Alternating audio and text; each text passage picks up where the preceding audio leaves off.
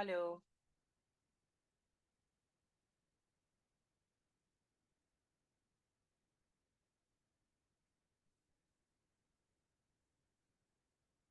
Hello.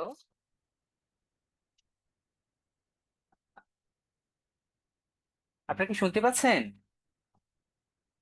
জি, শুনতে জি পাচ্ছি। Sir. আচ্ছা, এখন আমি শুনতে পাচ্ছি। এতক্ষণ হয়তো বা আমাদেরকে হোস্ট বানানো হয় নাই। সবাই ভালো আছি? আলহামদুলিল্লাহ স্যার, ভালো আছি। আপনি ভালো আছেন? আলহামদুলিল্লাহ। ভাই, আমাকে দেখা যাচ্ছে? জি না না স্যার, স্যার। আপনাকে দেখা যাচ্ছে না। আমাকে দেখতে পাচ্ছেন না কেন? দেখার কথা তো, সবই তো ঠিক আছে। আহ ওকে, মিটিং ইজ আমাকে দেখা যাবে না কেন? আমি তো আপনাদেরকে Totally দেখছি। black, sir. Totally blur. আমি তো আপনাদেরকে দেখতে পাচ্ছি। ওকে। এখন কি দেখা যায়? স্যার, এখন একটা পিকচার দেখাচ্ছে শুধু। একটা পিকচার দেখাচ্ছে, পাহাড়, এই তো? জি Ji, স্যার। sir. আচ্ছা, blow my backward, auto frame my video, video এসে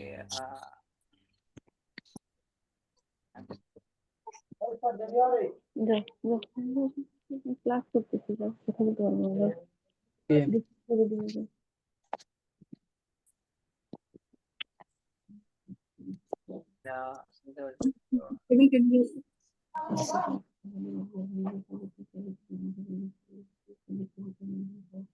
হ্যালো।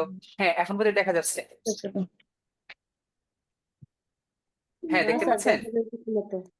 আমি তো আমি তো আমাকে দেখতে পাচ্ছি। আপনারা দেখতে পাচ্ছেন না? না স্যার, জি না স্যার। শুধু ওই পাহাড়ের পিকচারটাই ওখানে আছে। শুধু পাহাড়ের পিকচার? তাহলে অরিজিনাল। হ্যাঁ, এখন বোধহয় হয়েছে। জি জি স্যার। স্যার। আচ্ছা ভাই, সরি। প্রথমত আমি অনেকদিন পরে ক্লাসে বসছি। এরপরে হচ্ছে যা হয় আমি এগুলোতে জানুয়ারি মাসে খুব মোটামুটি এক্সপার্ট হয়ে গেছিলাম। ফেব্রুয়ারি মাসে আমি খুব একটা ক্লাস নিই নাই ব্যক্তিগত কারণে। তো আজকে আবার ক্লাস নিতে গিয়ে দেখা গেল যে আগে সব ভুলে গেছি আগের। সমস্যা নাই। আমরা আবার আজকে ক্লাস একটু কষ্ট হবে, পরে আবার শুক্রবার থেকে আবার শুক্রবার হয়তো বা ঢাকা গিয়ে ক্লাস নেব। শুক্র শনিবার কারোর সাথে ক্লাস থাকলে আমরা হয়তো বা ওখানে আরো ভালোভাবে ক্লাস করতে পারবো। সবাই ভালো আছি? জি খুব স্যার, সম্ভব। আপনি ভালো আছেন স্যার? হ্যাঁ, হ্যাঁ, আলহামদুলিল্লাহ আমি ভালো আছি। খুব সম্ভব আজকে আমাদের যে টপিকটা আমরা আজকে আলোচনা করব তা হচ্ছে জসীমউদ্দিনের কবর আর জীবনানন্দ দাশের জীবনানন্দ বনলতা সেন। বনলতা সেন। হ্যাঁ, আশিকুল ইসলাম, শুনতে Yes. পাচ্ছেন? জি স্যার, শুনতে পাচ্ছি। আচ্ছা, আমার সাথে আজকে প্রথম কার কার ক্লাস? আমারও স্যার, আজকে আমার ফার্স্ট আপনাদের সাথে। আমারও প্রথম। Sir, it's আমারও the first স্যার, class. আজকেই প্রথম। আজকেই ফার্স্ট। আচ্ছা, আচ্ছা, আচ্ছা। এখন আহ, একটা দুঃখজনক তথ্য হচ্ছে আজকে আপনাদের সঙ্গে প্রথম ক্লাস, আর আজকে আমি সবচেয়ে আনস্মার্ট আনাড়ি ভাবে। তো আমার পরিচয় দেই। পরিচয় দেওয়ার পর হয়তো বা কথাবার্তা শোনার পর এতটা আনাড়ি বা আনস্মার্ট মনে হবে না। আমি মোহাম্মদ রাজন মিয়া। আমি 33তম বিসিএস এর সাধারণ ক্যাডারে, সাধারণ শিক্ষা ক্যাডারে কর্মরত আছি। আমার পড়াশোনা ঢাকা বিশ্ববিদ্যালয়ে বাংলা বিভাগে। আর আমার কর্মস্থল হচ্ছে খাগড়াছড়ি সরকারি কলেজ। আমি ওখানকার সহকারী অধ্যাপক। নাম রাজন, আগে থেকে জেনেছেন। বাড়ি কিশোরগঞ্জ। আর এখানে যেহেতু আমরা কলেজ পর্যায়ে ক্লাস করছি এনটিআরসি এ, তার মানে আমরা এখানে অধিকাংশ না, সবাই। যেমন বিসিএস এ তো কেউ কেউ কারো কারো প্রথম পছন্দ থাকে মানে শিক্ষকতা বা শিক্ষা ক্যাডার। আর এখানে যারা আছেন তাদের তো সবারই, কারো কারণে সবারই। আর মনে হচ্ছে আপনাদের সাথে আমারও প্রথম ক্লাস। আমার কথা কি আপনারা বুঝতে পারেন? জি জি স্যার। স্যার। জি স্যার। So sound ওকে। মাঝে মাঝে কম আসে, মাঝে মাঝে বেশি আসে। আচ্ছা, ওকে। তো এখন এটা যেটা আমরা করতে পারি, আপনারা যে 24 জন বা 25 জন শুনছেন, আপনারা যদি দয়া করে কি থাকেন, মিউট থাকেন। হ্যাঁ, নিজেরা মিউট হয়ে যাবেন। যখন হচ্ছে আপনি কথা বলবেন, আপনার কোনো প্রশ্ন, এখন এখন দেখুন, এই যে একজন মা ডাকছেন, সামির কিন্তু শুনছে না, আমরা শুনতে পাচ্ছি, ঠিক আছে? স্যার তো আমি কিন্তু ওই মাকেও দেখছি না। তো ব্যাপারটা হচ্ছে এরকমটা যে আপনার একটু মানে মিউট হয়ে থাকেন, যখন আপনি কথা বলবেন প্রশ্ন করবেন তখন একটু আনমিউট হলে চলবে। আর এখানে আমি সবার প্রতি শ্রদ্ধাশীল এই কারণে যে আমি কাউকে আনমিউট করতে পছন্দ করি না। কারণ এখানে যে সকল আপুরা ক্লাস করছেন, যেমন ধরেন আমি সিঙ্গেল মানুষ, তারপর আমি ভ্যাবাচেকা খাচ্ছি যন্ত্রের সামনে, সরাসরি আমি ভালো ক্লাস নেই। কিন্তু আপনার সংসার গুছিয়ে কেউ কেউ রোজা রেখে বাচ্চা সামলে আপনি ক্লাসে বসছেন, আপনার এই খুদে জ্ঞানী বা খুদে বুদ্ধিজীবী মাঝে মধ্যে আমাদের সামনে চিৎকার করবে, চেঁচামেচি করবে, এটা আমরা মেনে নিয়ে ক্লাস করব। আর আমি যেহেতু এটা মানতে পারবো, তো আমি সবাইকে একটু অনুরোধ করব, যদি আপনাদের কোনো ভাগ্নে বা ভাতিজা ক্লাসে চলেই আসে, আমরা তাকে স্বাগত জানাবো, আমরা কি হবো না, ডিস্টার্ব ফিল হব না। আমি কি বোঝাতে পারছি? জি স্যার। Sir okay. স্যার আমি আপনাদের সাথে খুব সহজ করে ক্লাস নিতে চেষ্টা করব। যেমন আমি 12 বছর যাবৎ শিক্ষকতা করছি সরকারি কলেজে। এর আগে 2 বছর শিক্ষকতা করেছিলাম একটা কোচিং এ। তার মোটামুটি 14 বছর শিক্ষকতার অভিজ্ঞতা, মানে আপনাদের মতো, মানে বড় বড় ছাত্রছাত্রীদের সাথে। আর ছোট ছোট ছাত্রছাত্রীদের সাথে সে 2004 সাল থেকেই ক্লাস টাস নেই, যেহেতু এসএসসির পর থেকেই স্বাবলম্বী। মানে আমি আমার প্রশংসা আমি নিজে করিনি একটু আগে, আমি এসএসসি পরীক্ষার পর থেকে আমি স্বাবলম্বী। এসএসসি পরীক্ষার পর থেকে আমি টিউশন শুরু করি। আমি যখন ঢাকা বিশ্ববিদ্যালয়ে ভর্তি হই, আমার বাবা কেবল বিশ্ববিদ্যালয়ের ভর্তির টাকাটা দিয়েছিলেন। পরবর্তী সময়ে বাবার পরিচিত একজন শিক্ষকের ছেলেকে পড়ানো শুরু করলাম। তারপর আলহামদুলিল্লাহ 2-3টা স্টুডেন্ট পড়াতাম, খেলাধুলা করতাম। প্রথমবার বিসিএস পরীক্ষা দিলাম, যতটুকু পরিশ্রম করেছিলাম খুবই কম, ভাগ্য ভালো, প্রথমবারই ক্যাডার অফিসার হয়ে গেলাম। তো আপনারা যারা এই এই জবে আসতে চাচ্ছেন বা আসবেন, তাদেরকে স্বাগত। কারণ আপনারা এখন যতটা সহজে টাকা ছাড়া, ঘুষ ছাড়া, মানে ব্যক্তিগত যোগাযোগ ছাড়া ভালো জায়গায় পোস্টিং হচ্ছে, এটা আমাদের সময়ে এনটিআরসি তে সম্ভব ছিল না। তখন নিয়োগটাই হতো, বিভিন্নভাবে নিয়োগ টিয়োগ হতো।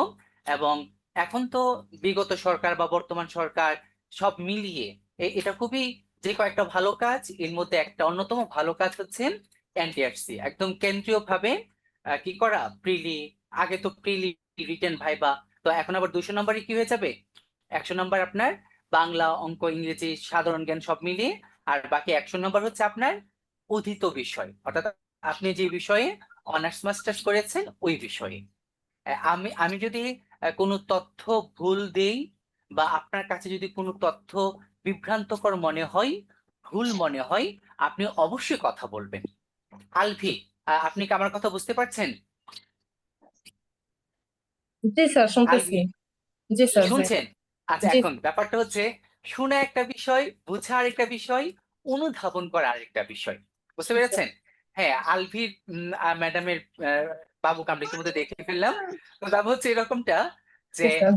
আমি হ্যাঁ হ্যাঁ এই পর্যায়ে এসে যেটা উপলব্ধি করি, যে আমি যদি আমার শিক্ষকদের ক্লাস আরো মনোযোগ দিয়ে করতাম, অনার্স মাস্টার্স যদি আমি আরো একটু ভালো রেজাল্ট করতে পারতাম, হয়তো বা আমি এখন আরো ভালো শিক্ষক হতে পারতাম। আপনারা যেহেতু বাংলা বিষয়ে, আপনাদেরকে বলবো, আপনার পড়াশোনা যেখানে থাকুক না কেন, এই পর্যায়ে এসে আপনার যে অনার্সের যে সিলেবাসটা, আপনার যে মাস্টার যে সিলেবাসটা, এই সিলেবাস গুলো কি করেন, আপনি মনোযোগ দিয়ে একটু আবার একটু দেখেন। ওখান থেকে বড় বড় প্রশ্ন পড়ার দরকার নাই। ওখান থেকে যে আপনার যে এক কথার প্রশ্নগুলো থাকতো, যে প্রথম 10টা, যে অতি সংক্ষিপ্ত প্রশ্ন যেগুলো আপনারা পড়তেন জাতীয় বিশ্ববিদ্যালয় বলেন বা নানা জায়গায়, এই বিষয়গুলো কি করেন আপনি একটু মনোযোগ দিয়ে দেন। বিদ্যাবাড়ি কিংবা আমরা আমরা চেষ্টা করেছি যে একটা নির্দিষ্ট সিলেবাসের মধ্যে আপনাদেরকে নিয়ে আসতে। এখন পরীক্ষাটা যেহেতু ভাই মানে প্রতিযোগিতামূলক পরীক্ষা, এটা তো পাশ ফেলের পরীক্ষা না। প্রতিযোগিতামূলক পরীক্ষা দেখা যায় 1 নম্বর বেশি পাওয়া মানে আপনি মিনিমাম 10 থেকে 20 জনের আগে যাওয়া, 2 নম্বর কম পাওয়া মানে আপনাকে আসসালামু উপজেলা। আলাইকুম, একটা কথা বলতাম। জি প্লিজ আপু। স্যার, আপনি বললেন যে অনার্সের যে সিলেবাসটা আছে সেখান থেকে এক কথায় যে অতি সংক্ষিপ্ত প্রশ্নগুলো সেগুলো আপনি একটু পড়তে বললেন, কিন্তু স্যার আসলে আমরা এক এক সময় এক একটা পাস করে আসছি। অনার্সটা মানে যদি সিলেবাসটা কারো ওলট পালট থাকে তাহলে আসলে আমরা মানে কত সাল থেকে কত সালের মধ্যে সিলেবাসটা আমরা ফলো করতে পারি আর কি। একদম খুব যৌক্তিক এবং প্রাসঙ্গিক প্রশ্ন। তো যেমন ধরেন আমি এখন যে কলেজে পড়াচ্ছি, এই কলেজ আমার অনার্স নাই, কিন্তু এর আগে যে 6 বছর ছিলাম ব্রাহ্মণবাড়িয়া সরকারি কলেজ, ওই 6 বছরে আমি 6 বছরে একই সিলেবাস দেখেছি জাতীয় বিশ্ববিদ্যালয়ে। বুঝতে পেরেছেন? তো সিলেবাস খুব একটা পরিবর্তন হয় না। হ্যাঁ, হ্যাঁ, তাহলে আমরা বর্তমান সিলেবাসটা যদি হ্যাঁ, ফলো হ্যাঁ, করি। জি জি জি জি। আচ্ছা, ওটাই জিজ্ঞেস করার ছিল হ্যাঁ, স্যার, ধন্যবাদ। এটা করেন। আর পাশাপাশি এনটিআরসি যখন আপনার আমাদেরকে পূর্ণাঙ্গ একটা গাইডলাইন বা সাজেশনের মতো দেবে যে এইটুক, তখন আপনি ওইটা কি করলেন, বেশি গুরুত্ব দিলেন। এখন জি স্যার। যেহেতু আমাদের সামনে নির্দিষ্ট কোনো গাইডলাইন নাই, আমি ব্যক্তিগতভাবে আমার যে অভিমত, আপনি কি করেন, আপনার অনার্স মাস্টার্সের সিলেবাসটা আপনি বারবার একটু চোখ বোলান। এটা তাতে কি হবে, আপনার প্রিলিত ভালো করবেন এবং ভাইবা। এখন ভাইবা বোর্ডে ভাই আপনাকে খুব অল্প কিন্তু নম্বর, ভাইবাতে কত নম্বর থাকে আপনাদের? ভাইভাতে 20 মার্ক থাকে মনে হয় স্যার। 20 মার্ক। আচ্ছা, এই সুচিত্রা শিকদার, আপনি কি দোল উৎসব থেকে আসছেন? হ্যালো, শুনতে পাচ্ছেন? সুচিত্রা নাকি সুচিত্রা শিকদারই তো? হ্যালো, আপনি আগে আনমিউট হন, আপনি মিউট হয়ে আছেন। আচ্ছা, আপনিও আমার মতো আনস্মার্ট, ঠিক আছে, কোনো সমস্যা নাই। তো ওই যে আমাদের যে রবীন্দ্রনাথের যে লাগে যে দোল বনে বনে, হ্যাঁ, ও খুব সম্ভব আমাদের যে সনাতন ধর্মাবলম্বীদের, আমি মুসলমান ব্যক্তিগত, যেহেতু আমাদের বাংলাদেশে প্রায় 10% অধিক মানুষ, তাদের বোধহয় কাল পরশু বা আজকাল তাদের একটা বড় একটা উৎসব, খুব সম্ভব দোল পূর্ণিমা। তো ওখানে হয়তো বা আমাদের সুচিত্রা শিকদার সেই দোল পূর্ণিমা থেকে হয়তো বা আমাদের ক্লাসে সরাসরি জয়েন করেছে, কোনো সমস্যা নেই। যেমন ধরুন, আমি রোজা রেখেছি, আমার ধর্ম, এখানে আশিকুল ইসলাম ভাই রোজা রেখেছেন, আলবি ম্যাডাম রোজা রেখেছেন, আমাদের সুচিত্রা শিকদার কি করেছেন, দোল পূর্ণিমা থেকে এসেছেন। যেমন আমি খাগড়াছড়ি থাকি, গত রাত সারা রাত প্রোগ্রাম হয়েছে এখানে, বুদ্ধদের একটা অনুষ্ঠান। তো এটাই হচ্ছে আমাদের অসাম্প্রদায়িক বাংলাদেশ। যেন আপনাদেরকে যখন অসাম্প্রদায়িকতার ব্যাপারটা কি, বা হচ্ছে ছোট প্রশ্ন বা সাধারণ জ্ঞানে, আর এটা যদি আপনি দেখতে চান, আপনি খুব সহজে খাগড়াছড়িতে আসতে পারেন। এখানে মসজিদ, মন্দির, প্যাগোডা, মানে হ্যাঁ ঢাকাতেও আছে, কিন্তু প্রত্যেকটা শব্দ কিন্তু আপনি পান না। কিন্তু খাগড়াছড়িতে মসজিদের শব্দ আপনি পাবেন, প্যাগোডার শব্দ আপনি পাবেন, মন্দিরের শব্দ আপনি পাবেন, ইত্যাদি ইত্যাদি। আচ্ছা, তো আজকে আমাদের যে টপিকটা, আশিকুল ইসলাম বলুন তো, আজকে আমাদের টপিকটা কি আমরা আলোচনা করবো? এতক্ষণ বক বক করলাম এমনিতেই। বাংলা সাহিত্য এর মধ্যে হলো জসীমউদ্দিনের কবর আর জীবনানন্দ দাশের ভতা সেন, বনলতা সেন। এই বিষয়ে ওকে, তো আলোচনা। আমরা এই দুটো বিষয় আপনাদেরকে একটা পিডিএফ দিয়ে দেবো, 2-4 পৃষ্ঠার। ওইটা পড়লে আপনি উপকার পাবেন, ছোট প্রশ্ন, বড় প্রশ্ন, সংক্ষিপ্ত আকারের প্রশ্ন। আমি আজকে যেহেতু অনেকদিন পর অনলাইনে আসছি, আমি দুজন কবি এবং তাদের দুটো কবিতা এবং সমগ্র কাব্য ব্যাপারটা আমি কি করি, একটু আলোচনা করি। তাতে কি হবে, আপনাদেরকে বুঝতে সহজ হবে। ওকে, হ্যাঁ, আশিকুল ইসলামকে আমরা বলি জসীমউদ্দিন পল্লী কবি না আধুনিক কবি? পল্লী কবি। Sorry sorry sir. পল্লী কবি। হ্যাঁ, কে কে বললেন পল্লী কবি? শিরিন স্যার। হ্যাঁ, শিরিন, আপনাকে আমি দেখতে পাচ্ছি না। ওকে, আচ্ছা, তিনি পল্লী কবি। ওকে, তিনি আধুনিক কবি যদি প্রশ্ন আসে, হ্যাঁ, যেমন আমাদের জসীমউদ্দিনের নকশি কাঁথার মাঠ করিয়েছিলেন ঢাকা বিশ্ববিদ্যালয়ে অধ্যাপক ডক্টর বাইতুল্লাহ কাদেরী স্যার। তিনি প্রথম ক্লাসে আমাদেরকে এই প্রশ্নটা করেছিলেন যে জসীমউদ্দিন পল্লী কবি না আধুনিক কবি। তো শিরিন ম্যাডাম যেরকমটা খুব সহজে উত্তর দিয়ে দিলেন পল্লী কবি, আমরাও সহজে উত্তর দিয়ে দিয়েছিলাম পল্লী কবি। তবে ডক্টর উনি বাইতুল্লাহ, আধুনিক কবিও স্যার। জি হ্যাঁ, স্যার। ডক্টর বাইতুল্লাহ কাদের স্যার, হ্যাঁ, একজন কাঁদছে আপু, আপনি একটু মিউট হয়ে যান আপু। তো ব্যাপারটা হচ্ছে, ডক্টর বাইতুল্লাহ কাদের স্যার আমাদের যেভাবে পড়িয়েছিলেন যে জসীমউদ্দিন আপাদমস্তক একজন আধুনিক কবি। আপাদমস্তক, আপাদমস্তক মানে কি, পা থেকে মাথা পর্যন্ত তিনি একজন আধুনিক কবি। তবে তাকে আমরা পল্লী কবি কেন বলি, কে বলতে পারবো? যে কেউ? পল্লীর বিষয় নিয়ে আলোচনা করে। ওকে, তো সেই শিরিন আপু গ্রাম যেটা বললেন সে না, আপু প্লিজ, সে না, কি হবে? তিনি তিনি। হ্যাঁ, তা আমরা সে বলবো না, আমরা কি বলবো? তিনি বলবো। আমরা তাকে, তার চন্দ্রবিন্দু দিয়ে বলবো। সে কিন্তু আপনার বাড়ির পাশের সালাম না, কিংবা গণেশ না। ইনি হচ্ছেন আমাদের একজন বিখ্যাত কবি, জসীমউদ্দিন। তো দেখুন, জসীমউদ্দিন প্রথমত একজন আধুনিক কবি, তারপর তিনি পল্লী কবি। পল্লী কবি বলতে আমরা তাদেরকে বুঝি যারা হচ্ছেন গিয়ে গ্রামের অর্ধশিক্ষিত, নিরক্ষর, যাদের কবিতায় স্থূলতা আছে, যাদের কবিতা গ্রাম্যতার দোষে দুষ্ট, এবং যাদের কবিতা সবাই বুঝে না, তারা হচ্ছে মোটা দাগে পল্লী কবি। কিন্তু জসীমউদ্দিন কি এই অর্থে কি পল্লী কবি?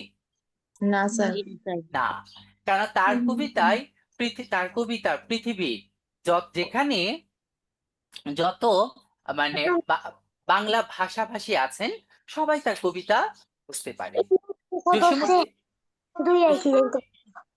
হ্যাঁ হ্যাঁ আপু, একজন লিখছেন যে মিউট হতে পারছি না। পারবেন, প্লিজ পারবেন, আপনি আমার চেয়ে স্মার্ট। তো ব্যাপারটা হচ্ছে, জসীমউদ্দিন কলকাতা বিশ্ববিদ্যালয় থেকে MA পাশ করা একজন ব্যক্তি। পরবর্তী সময়ে ঢাকা বিশ্ববিদ্যালয়ের বাংলা বিভাগে অধ্যাপনা করেছেন। এরপর রেডিও পাকিস্তানে যোগদান করেছিলেন। তার মানে তিনি অর্ধশিক্ষিত বা মানে মূর্খ নন, ঠিক আছে? তিনি একজন উচ্চ শিক্ষিত একজন ব্যক্তি। আচ্ছা, আপনারা যারা শুনছেন, আপনি একটু বলবেন কি, আমাদের এই যে ময়মনসিংহ গীতিকা, এটা সংগ্রহ করেছিলেন কে? Doctor Dineshchandra Sen, doctor Dineshchandra Sen. না, এটা একদমই ভুল। আপনারা, হ্যাঁ হ্যাঁ, দেখুন। আচ্ছা, এই আমাদের আশিকুল ইসলাম বলুন তো একটু, সংগ্রাহক এবং সম্পাদক দুটো বিষয় কি?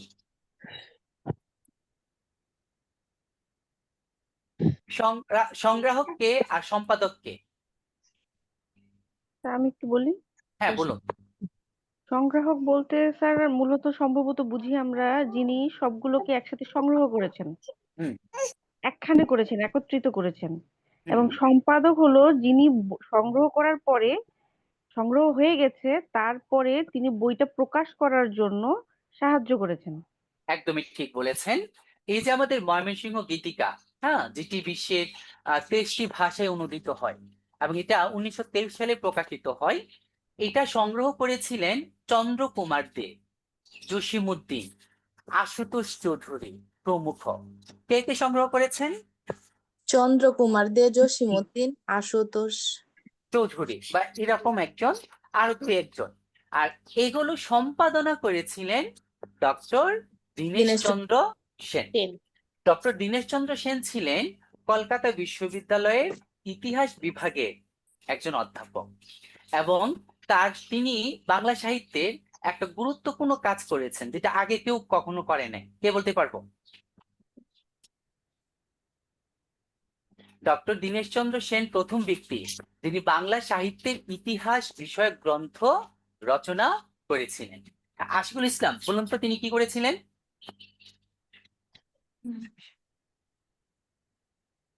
হ্যাঁ, আয়শা সিদ্দিকা, আপনি একটু বলুন তো।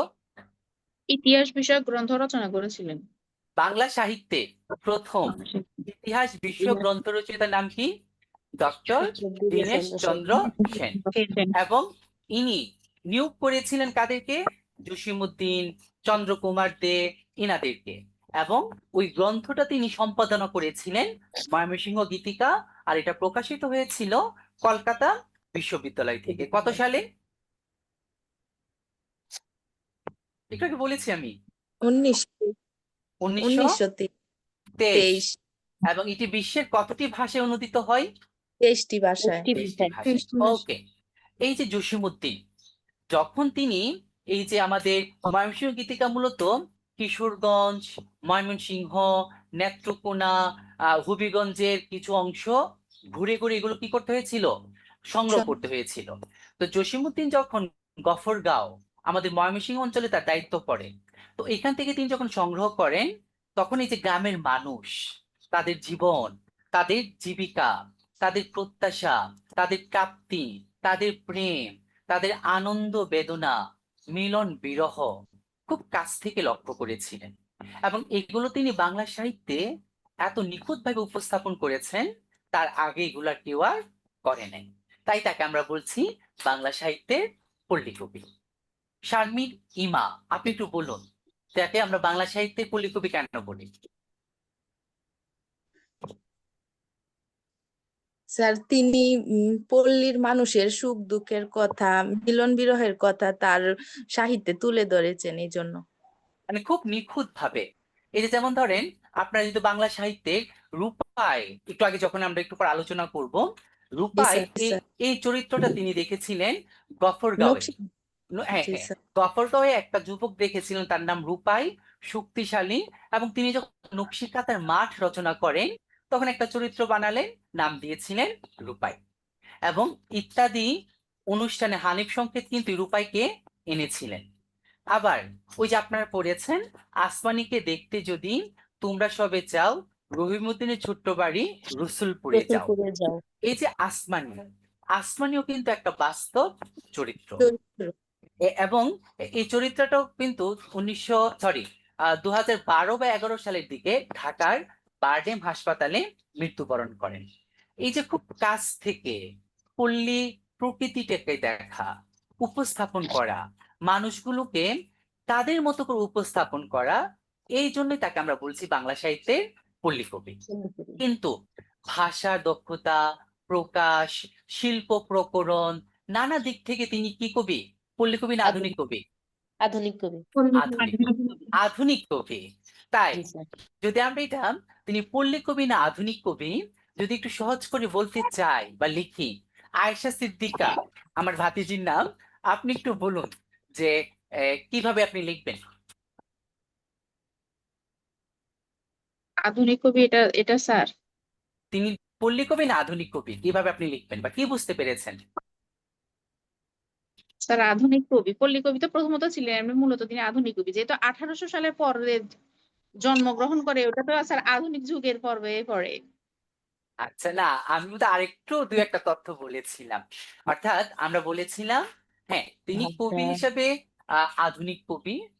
তার কারণ তিনি আপনি যেটা সময়ের কথা বললেন, এবং তার পড়াশোনা কলকাতা বিশ্ববিদ্যালয়ে, রবীন্দ্রনাথের সাথে তার উঠা বসা, হ্যাঁ রবীন্দ্রনাথের পারপাসে তার চাকরি পাওয়া ঢাকা বিশ্ববিদ্যালয়ে, না হ্যাঁ পরবর্তীতে, এবং যে ওই সময়কার কল্লোল যুগের সাথে তার সম্পৃক্ততা, ঢাকা বিশ্ববিদ্যালয়ের শিক্ষকতা, রেডিও পাকিস্তানের চাকরি, সব মিলিয়ে তিনি একজন পুরোদস্তুর আধুনিক। কিন্তু শামীম ইমা আপু যেটা বললেন, তখন আবার যখন আপনি বলবেন যে তিনি পল্লী বাংলার বা পল্লী বাংলার গ্রামীণ জীবন, তাদের জীবিকা, প্রকৃতি, হ্যাঁ সবগুলোকে তিনি কি করেছিলেন, এতটা নিখুঁতভাবে উপস্থাপন করেছেন, যেটা বাংলা সাহিত্যে আমরা খুব কম দেখি। তাই এই অর্থে তিনি হচ্ছেন আমাদের পল্লী কবি। পল্লী কবি বলতে আমরা সাধারণত যে একটা একটু খাটো করা, একটু ছোট করা, কিংবা একটু কম গুরুত্বপূর্ণ, এরকমটা না। আমি কি ক্লিয়ার আপনাদের কাছে? এটা ওকে, ক্লিয়ার, জি কিন্তু স্যার। স্যার কোশ্চেনে যদি আসে আমাদের পল্লী হ্যাঁ কবি নাকি হচ্ছে আধুনিক কবি, সেক্ষেত্রে আমরা অ্যান্সার কি দিব? এটা কখনোই আপনার এতে আসবে না, প্রিলিমিনারি প্রশ্ন না, এটা হচ্ছে রিটেন প্রশ্ন। ঠিক আছে? তো রিটেন প্রশ্ন যখন আসবে, আপনি সুন্দর করে গুছিয়ে লিখবেন। বুঝতে পেরেছেন? জি স্যার। যদি স্যার এমসিকিউতে আসে? কিন্তু স্যার যদি রিটেনটা আমাদের এমসিকিউ আকারে আসে তখন কি করব? তখন অবশ্যই পল্লী কবি দেয়া থাকবে, তখন অবশ্যই পল্লী কবি দেয়া থাকবে। হ্যাঁ হ্যাঁ স্যার তাহলে কি হ্যাঁ আমরা বলতে পারি যে তিনি প্রকৃতপক্ষে একজন আধুনিক কবি, তবে তার এই জীবন সংগ্রামে বা বিভিন্ন মা- পল্লীর মানুষের সংস্পর্শে থাকার কারণে তিনি যে কবিতা, কাব্য, গ্রন্থ ইত্যাদি লিখেছেন, এই কারণেই তাকে আমরা পল্লী কবি বললে থাকি। একদম আমি এটাই চাচ্ছিলাম। হ্যাঁ আপনাকে আমি দেখতে পাচ্ছি না, শুধু রেডিওর মতো আপনার জি, আমার কণ্ঠটা একটা শুনতে বাবু আছে পেলাম। তো, এই জন্য। ও আপনার আপনার বাবু আছে? এই যে আমি একে তো নিয়ে এই আমি আমি 4-5 মাস, 5-6 মাস যাবৎ বিদ্যাবাড়িতে ক্লাস নেই, এর মধ্যে কোনো ভাইয়াকে দেখলাম যে বাবু আছে? শুধু আপুদেরকে জি দেখতাম জি, বাবু আমি আছে। ওই যে কোলে নিয়ে বসে আছি, এই আচ্ছা যে ওকে, আমার বাবু। ওকে ঠিক আছে। ভালো। তো ব্যাপারটা হচ্ছে এরকমটা, জসিমউদ্দিন, ওকে, জসিমউদ্দিন বাংলা সাহিত্যে তার যে কাজ, এই কাজের মধ্যে প্রথমে আমরা বলতে পারি কাহিনী কাব্য। আচ্ছা কাহিনী কাব্য কি? হ্যাঁ সঞ্চিতা শিকদার, কাহিনী কাব্য কি বলতে পারবেন? কে বলতে পারবো কাহিনী কাব্য? আয়েশা সিদ্দিকা।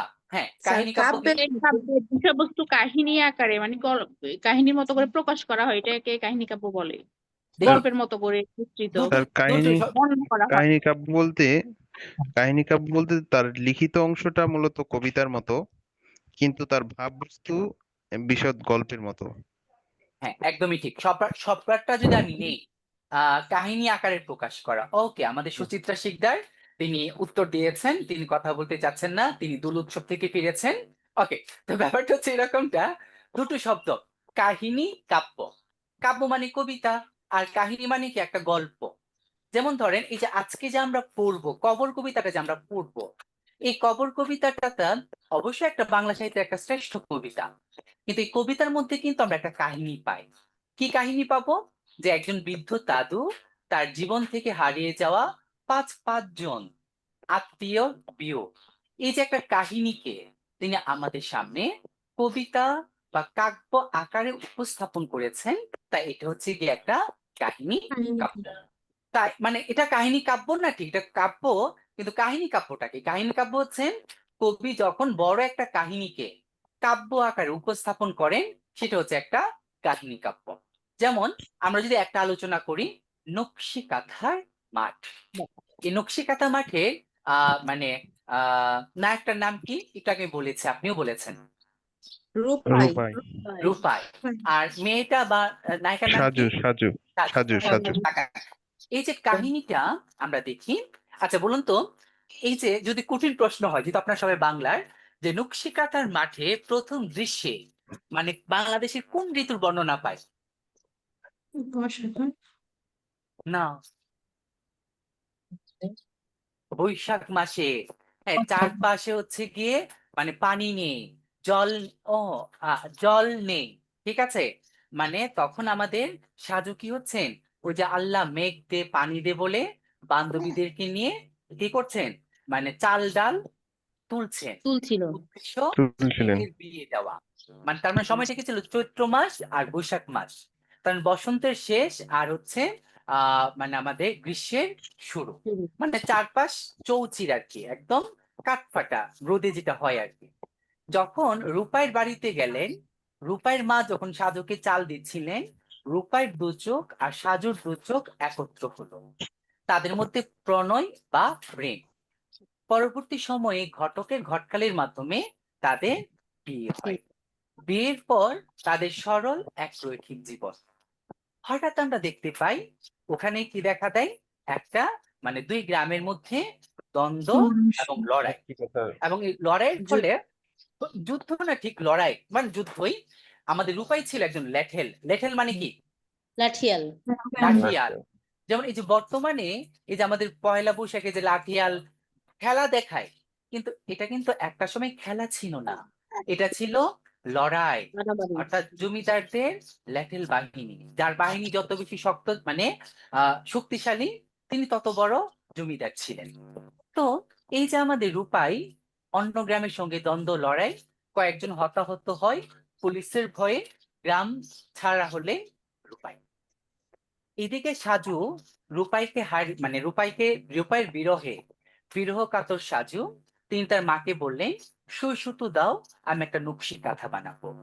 সাজু কি করলেন, একদম বসে বসে তার প্রথম দিন থেকে পরিচয়, প্রণয়, প্রেম, বিরহ সবকিছু ফুটিয়ে তুললেন। এটা যেদিন তার নকশি কাঁথা বানানোটা শেষ, সেদিন তিনি তার মাকে বললেন, আমি যদি মৃত্যুবরণ করি, আমার কবরের উপর এই নকশি কাঁথাটি বিছিয়ে দিও। আমাদের সাজু মৃত্যুবরণ করবে। এর কিছুদিন পর গ্রামবাসীরা শুনে প্রতিদিন রাতে কে যেন মানে বিরহ কণ্ঠে বাঁশি বাজায়। একদিন ভোরবেলায় লক্ষ্য করলেন যে সাজুর কবরের উপরে এক ভিনদেশি পুরুষের লাশ পড়ে আছে। এই ভিনদেশি পুরুষকে রূপাই স্যার। হয়তো বা অনেক বছর পর মানে স্ত্রী কিংবা গ্রাম বা সংসারে টানে রূপে ফিরে আসে, কিন্তু এসে দেখে তার ওয়াইফ মৃত্যুবরণ করেছেন, বিরহ কাতর হয়ে সেও মৃত্যুবরণ করে। এই যে একটা কাহিনী, এটা কিন্তু উপন্যাস আকারে লেখা যেত, নাটক নাটক আকারে লেখা যেত, গল্প আকারে লেখা যেত, তো এটা গল্প, নাটক, উপন্যাস এই আকারে রচনা না করে বরং এটা তিনি কাব্য কাব্য আকারে, আকারে কবিতা আকারে রচনা করেছিলেন। তাই এটা হচ্ছে কি একটা কাহিনী কাব্য। তার আরেকটা কাহিনী কাব্যের নাম কে বলতে পারবো? স্যার পদ্মা নদীর দেশ, না, সুজন বাদিয়ার ঘাট, যোজন ঘাট। সুজন বাদিয়ার ঘাট। ওখানে আমরা দেখি একটা বিয়োগাত্মক কাহিনী, সুজন আর হচ্ছে দুলি, তাদের মধ্যে প্রেম, প্রণয়, দলির বিয়ে হয়ে যায়। তারপরে যে আবার ট্র্যাজেডির মাধ্যমেই ওই কাহিনী কাব্যটাও শেষ হয়। তার আরেকটি কাহিনী কাব্য হচ্ছে গিয়ে মা যে জননী কান্দে। কান্দে, তার প্রথম প্রকাশিত কাব্যগ্রন্থ কোনটা? পদ্মা নদীর দেশ। না না, তার প্রথম প্রকাশিত কাব্যগ্রন্থ।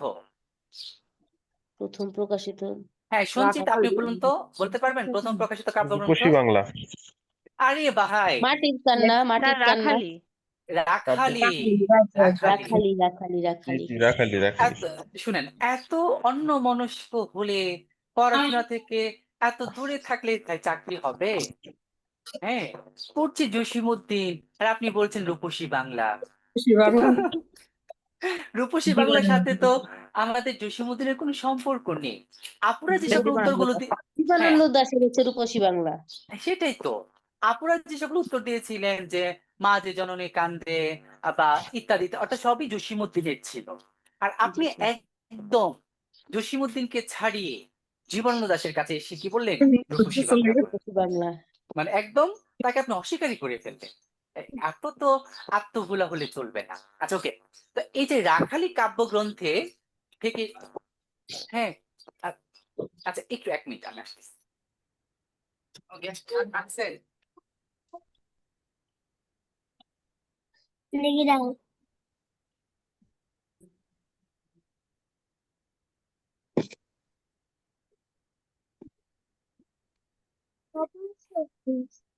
আপনারা দেখতে পারবো? হ্যাঁ।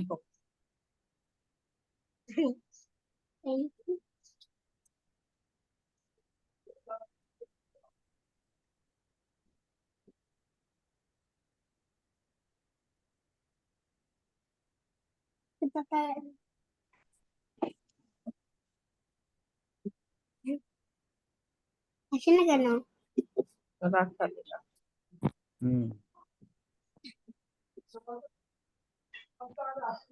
হ্যালো, হ্যাঁ শুনতে পাচ্ছেন? জি স্যার। ওকে ঠিক আছে। তো না, আমারও বাসায় যে গ্যাস আসছিল, যা হয় আর কি। আচ্ছা ওকে, তো আমরা যেটা দেখি যে রাখালি কাব্যগ্রন্থের একটা উল্লেখযোগ্য কবিতা, যেহেতু রাখালি কাব্যগ্রন্থ না, পুরো বাংলা সাহিত্যে একটা উল্লেখযোগ্য কবিতা হচ্ছে কি আমাদের কবর, যেটা আমরা আজকে আমাদের পাঠ্যর অন্তর্গত। এবং এই কবর কবিতা আমাদের জসীমউদ্দিন যখন কলকাতা বিশ্ববিদ্যালয়ের ছাত্র, তখনই কি মানে স্কুল পর্যায়ে, মাধ্যমিক পর্যায়ে এটা পাঠ্যসূচির অন্তর্গত হয়। এই তথ্যগুলো আমরা সবাই জানি, তাই নয় কি? জি স্যার। অর্থাৎ দেখুন তিনি কত বড় পণ্ডিত কবি। একজন ছাত্র যিনি বিএ পড়েন বা অনার্সে পড়েন, ওই সময়ে তার একটা কবিতা কি হয়ে যাচ্ছে, পাঠ্য গ্রন্থের অন্তর্গত হয়ে যাচ্ছে। এখন এই কবিতাটা আমরা মানে যদি আমরা ছন্দের দিক থেকে বলি, একটি মাত্রাবৃত্ত ছন্দে রচিত। আর অন্যদিকে যদি রস বলি, আচ্ছা আমাদের বাংলা সাহিত্যে রস কত প্রকার? 9 প্রকার। নবরস মানে 9 প্রকার। এটা কোন রসে? করুণ রস। এটাতে আমরা করুণ রসের প্রাধান্য আমরা দেখি। মাঝে মধ্যে এর ভিতরে আমরা কিছু শৃঙ্গার বা প্রেম বা স্নেহ, এই ব্যাপারগুলো আমরা দেখি। তো আমরা এখানে যদি আমরা দেখি যে একজন বৃদ্ধ দাদু, আমরা যদি কবিতাটা যদি একটু পড়ি বা পাঠ করি, আমি দেখি আজকে বের করতে পারি কিনা। আজকে অনেক দিন পরে আসার পরে যা হয়েছে, আপনারা চলে গে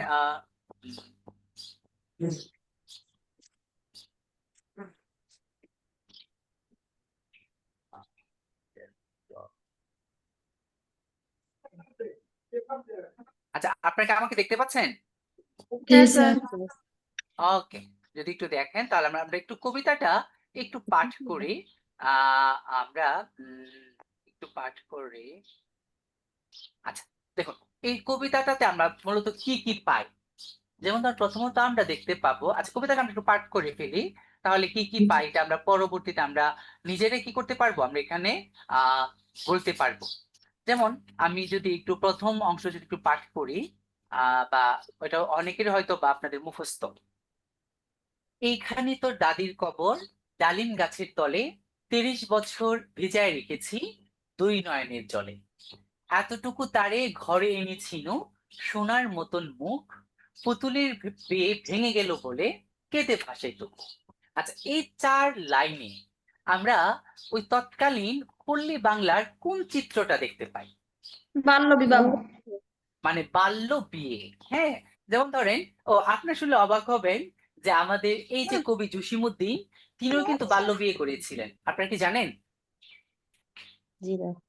না স্যার জসিমউদ্দিন যখন বিয়ে করেন তখন তার বয়স হচ্ছে গিয়ে 42, বুঝতে পেরেছেন? আর তার ওয়াইফের বয়স ছিল আপনার 14-15। তিনি 10ম শ্রেণীর ছাত্রী ছিলেন, নবম দশম শ্রেণী, বুঝতে পেরেছেন? দেখছিলাম স্যার 13 বছর মনে হয়। এই তো আমি বললাম 14, আপনি দেখলেন 13। ঠিক আছে, 13-14। কারণ এখনকার মেয়েরা তো 10-এ পড়া 13-14, আর তখনকার মেয়েরা, তখনকার ছেলেরাও 17-18 বছর বয়সে 10-এ পড়তো, বুঝতে পেরেছেন? তো এই আচ্ছা ওকে, 13-14 বছরের পাত্রী, আর পাত্রপক্ষ ছিল আমাদের জসিমউদ্দিন। তো তার বিয়ের একটা মজার ঘটনা আছে। তিনি যেহেতু কবিতা লিখতেন, হ্যাঁ, আর এখনো এই 2026 সালেও যারা কবিতা, গান, নাচ, তাদেরকে অনেকে নাস্তিক ভাবেন, বা মানে খুব একটা ধার্মিক তারা ভাবেন না। তো যাকে বিয়ে করেছিলেন তার নানা আবার ছিলেন পীর, পীর নাকি খুব ধার্মিক। তো তখন তার দাদা বা নানা বললেন, না জসিমউদ্দিন, তুমি যেহেতু কবি মানুষ, তুমি নাস্তিক, তোমাকে আবার নতুন করে ইসলাম গ্রহণ করতে হবে। তো জসিমউদ্দিন কি করেছিলেন, মজা করে হোক বা সিরিয়াস হোক, তিনি বিয়ের আগে কি করেছিলেন, আবার ওই তার হুবু স্ত্রী, হ্যাঁ, দাদা বা নানার অনুরোধে বলুন, যেভাবে বলুন, তিনি আবার কি করেছিলেন, এই মুসলমান হয়েছেন। একটু মজার কিছু তথ্য আর কি। দেখুন, পুতুলের বিয়ে ভেঙে গেল বলে কেঁদে ভাসাইতো বুক। তার মানে কি, এই যে দাদা যখন বিয়ে করেন বালিকা বধূ, যে আমাদের চলচ্চিত্র আছে, বালিকা হলো বধূ, হয়তো বা 6-7 বছর বয়সে বিয়ে করে ঘরে নিয়ে আসে, বা 8-9 বছর বয়সে। তো তখন যেটা হয় আর কি, তখন ওই সময়কার মেয়েরা বা ওই সময়কার ছেলেরাও কিন্তু কি করতো, পুতুল খেলা খেলতো। এখানে ওখানে ঘুরিয়া ফিরিতে ভেবে হইতাম সারা, সারা বাড়ি ভরি এত সোনা মোর, ছড়াইয়া দিল কারা। সোনালি উষার সোনা মুখ তার, আমার নয়নে ভরি, লাঙ্গল লইয়া খেতে ছুটিতাম, গায়ের উপর ধরি। তার মানে যদি বলা হয় দাদুর পেশা কি ছিল, কৃষিকাজ। মানে আমাদের অধিকাংশই যে পূর্বপুরুষদের অধিকাংশই চাষাবাদ চাষা। আচ্ছা হ্যাঁ, ওই যে একজন সেই আমাদের কোন একজন টিচারের ছেলে বোধহয় আমাদের রবীন্দ্রনাথের পোস্টমাস্টারের সেই পোস্টমাস্টার গল্পের রতন, আহ রতন কি, মানে পোস্টমাস্টার বলতে চাচ্ছি না, আরেকটা নাটকের যে একটা চরিত্র অমল। অমল কোন গল্পে, কোন নাটকের চরিত্র অমল? ডাকঘর। ডাকঘর, এই ডাকঘরের অমল যেরকমটা দই চাই, ফুল চাই।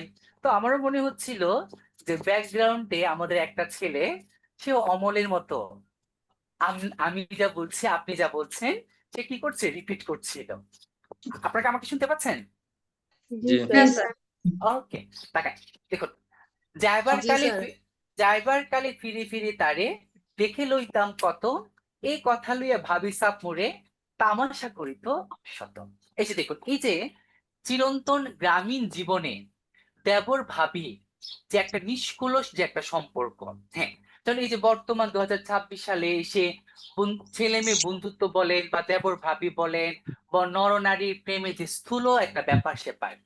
আর আজ থেকে 100 বছর আগে আমাদের বাংলাদেশে দেবর ভাবির মধ্যে যে একটা হালকা রসিকতা, শ্রদ্ধা, ভালোবাসা। যেমন আপনারা অবশ্যই শরৎচন্দ্রের রামের সুমতি পড়েছেন বা দেখেছেন, রামের সুমতি পড়েছেন না?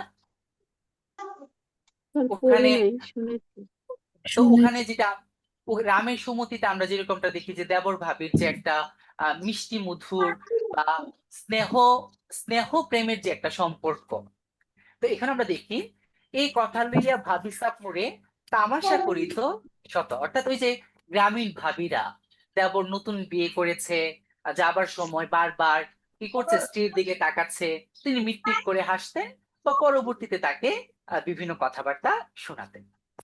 এমনি করিয়া জানি না কখন জীবনের সাথে মিশে ছোটখাটো তার হাসি ব্যথা মাঝে হারা হয়ে গেল দিশে। আচ্ছা, এটার মানেটা কি?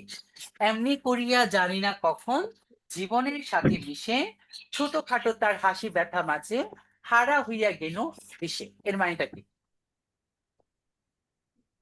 তার মনে হয় তার স্ত্রীর এই ছোট ছোট মানে আনন্দ খুশির মাঝে সেও কখন বিলীন হয়ে গেছে, সে বুঝতেই পারে নাই। মানে তার খুশি তার একদমই খুশি মনে হচ্ছে,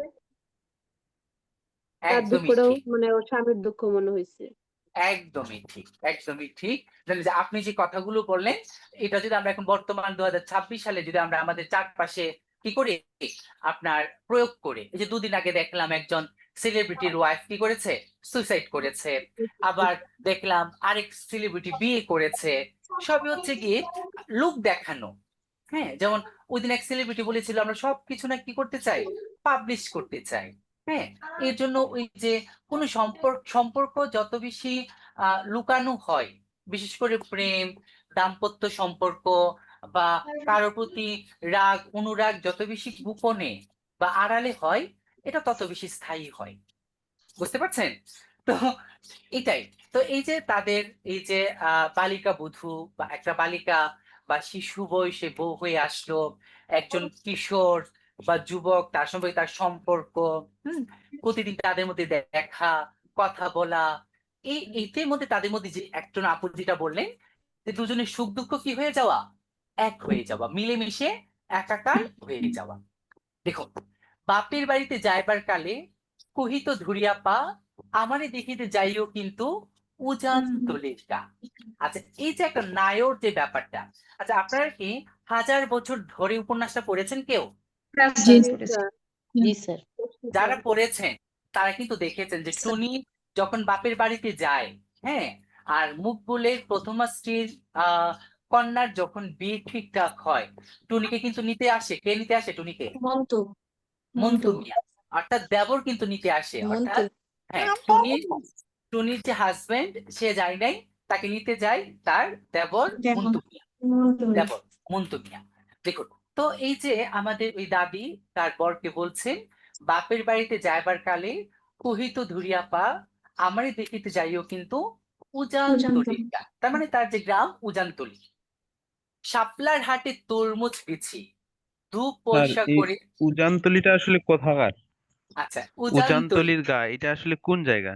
দেখুন, উজানতলি, বটতলি, তারপর হচ্ছে এটা না বাংলাদেশে প্রত্যেকটা গ্রামে আছে, প্রত্যেকটা গ্রামে একটা উজানতলি আছে, একটা বটতলা আছে, পঞ্চবটি আছে, প্রত্যেকটা গ্রামে আছে। স্পেসিফিক ভাবে এই উজানতলি বলতে আহ, এই জীবন এনার কোনো ইয়ে আছে নাকি, বা ওনার ওয়াইফের বাসা বা কোথায়?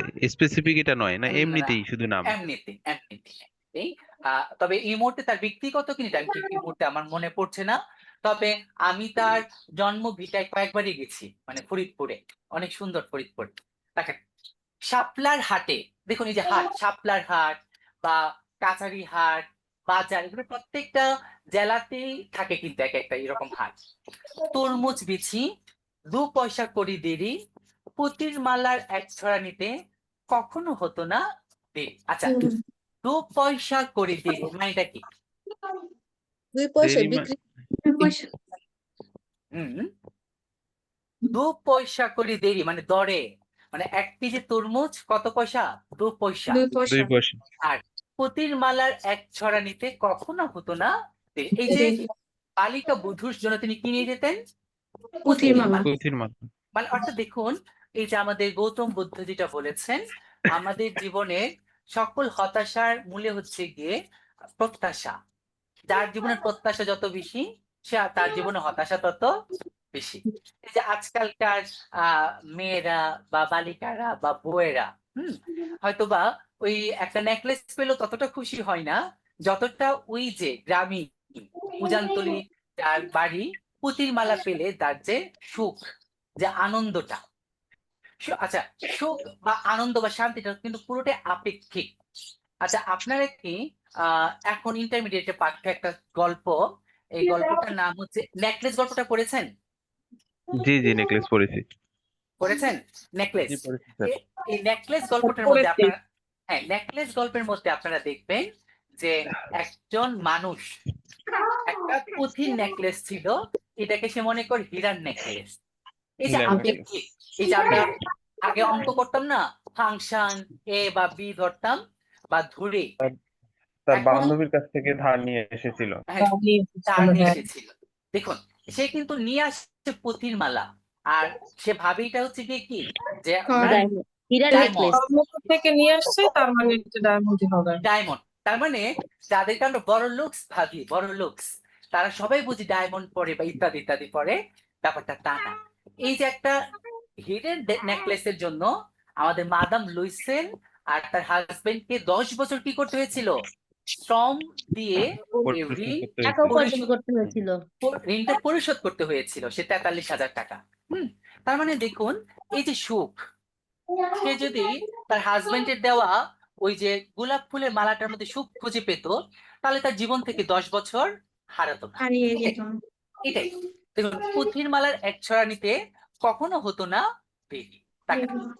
এরপরে যেটা আমরা দেখি, এক পয়সার তামাক এবং মাজন লইয়া ঘাটে। আচ্ছা, ঘাটে মানে কি? ঘাটে মানে নৌকার ঘাটে? না, না না, গাঁটে গাঁটে মানে মাজায় যে গাঁটি, মাজায় যে গাঁট তৈরি করে না স্যার, ওইটাকে গাঁট বলে। কিসে?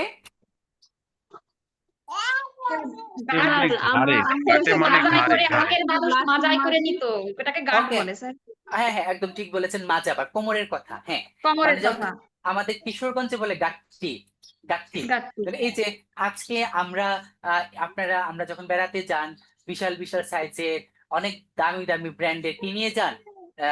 লাগেজ টাগেজ নিয়ে যান। Luggage, bag. আমরা মধ্যবিত্তরা কি নিয়ে যাই? একটা ব্যাগ নিয়ে যায়, নিম্নবিত্তরা আর একটু ছোট ব্যাগ, আর একদম যারা হচ্ছে কি একদম আমার মতো ফকির ফকির মিসকিন বা গরিব, তারা কি করে? গাঁটটি গুটি একটা নিয়ে চলে যায়। মানে গাঁটে বলতে কি বোঝাচ্ছে? যে একদম গামছা টামছা বা লুঙ্গি দিয়ে বাঁধা একটা কিছু আর কি। সন্ধ্যাবেলায় ছুটে যাইতাম শ্বশুর বাড়ির বাটে।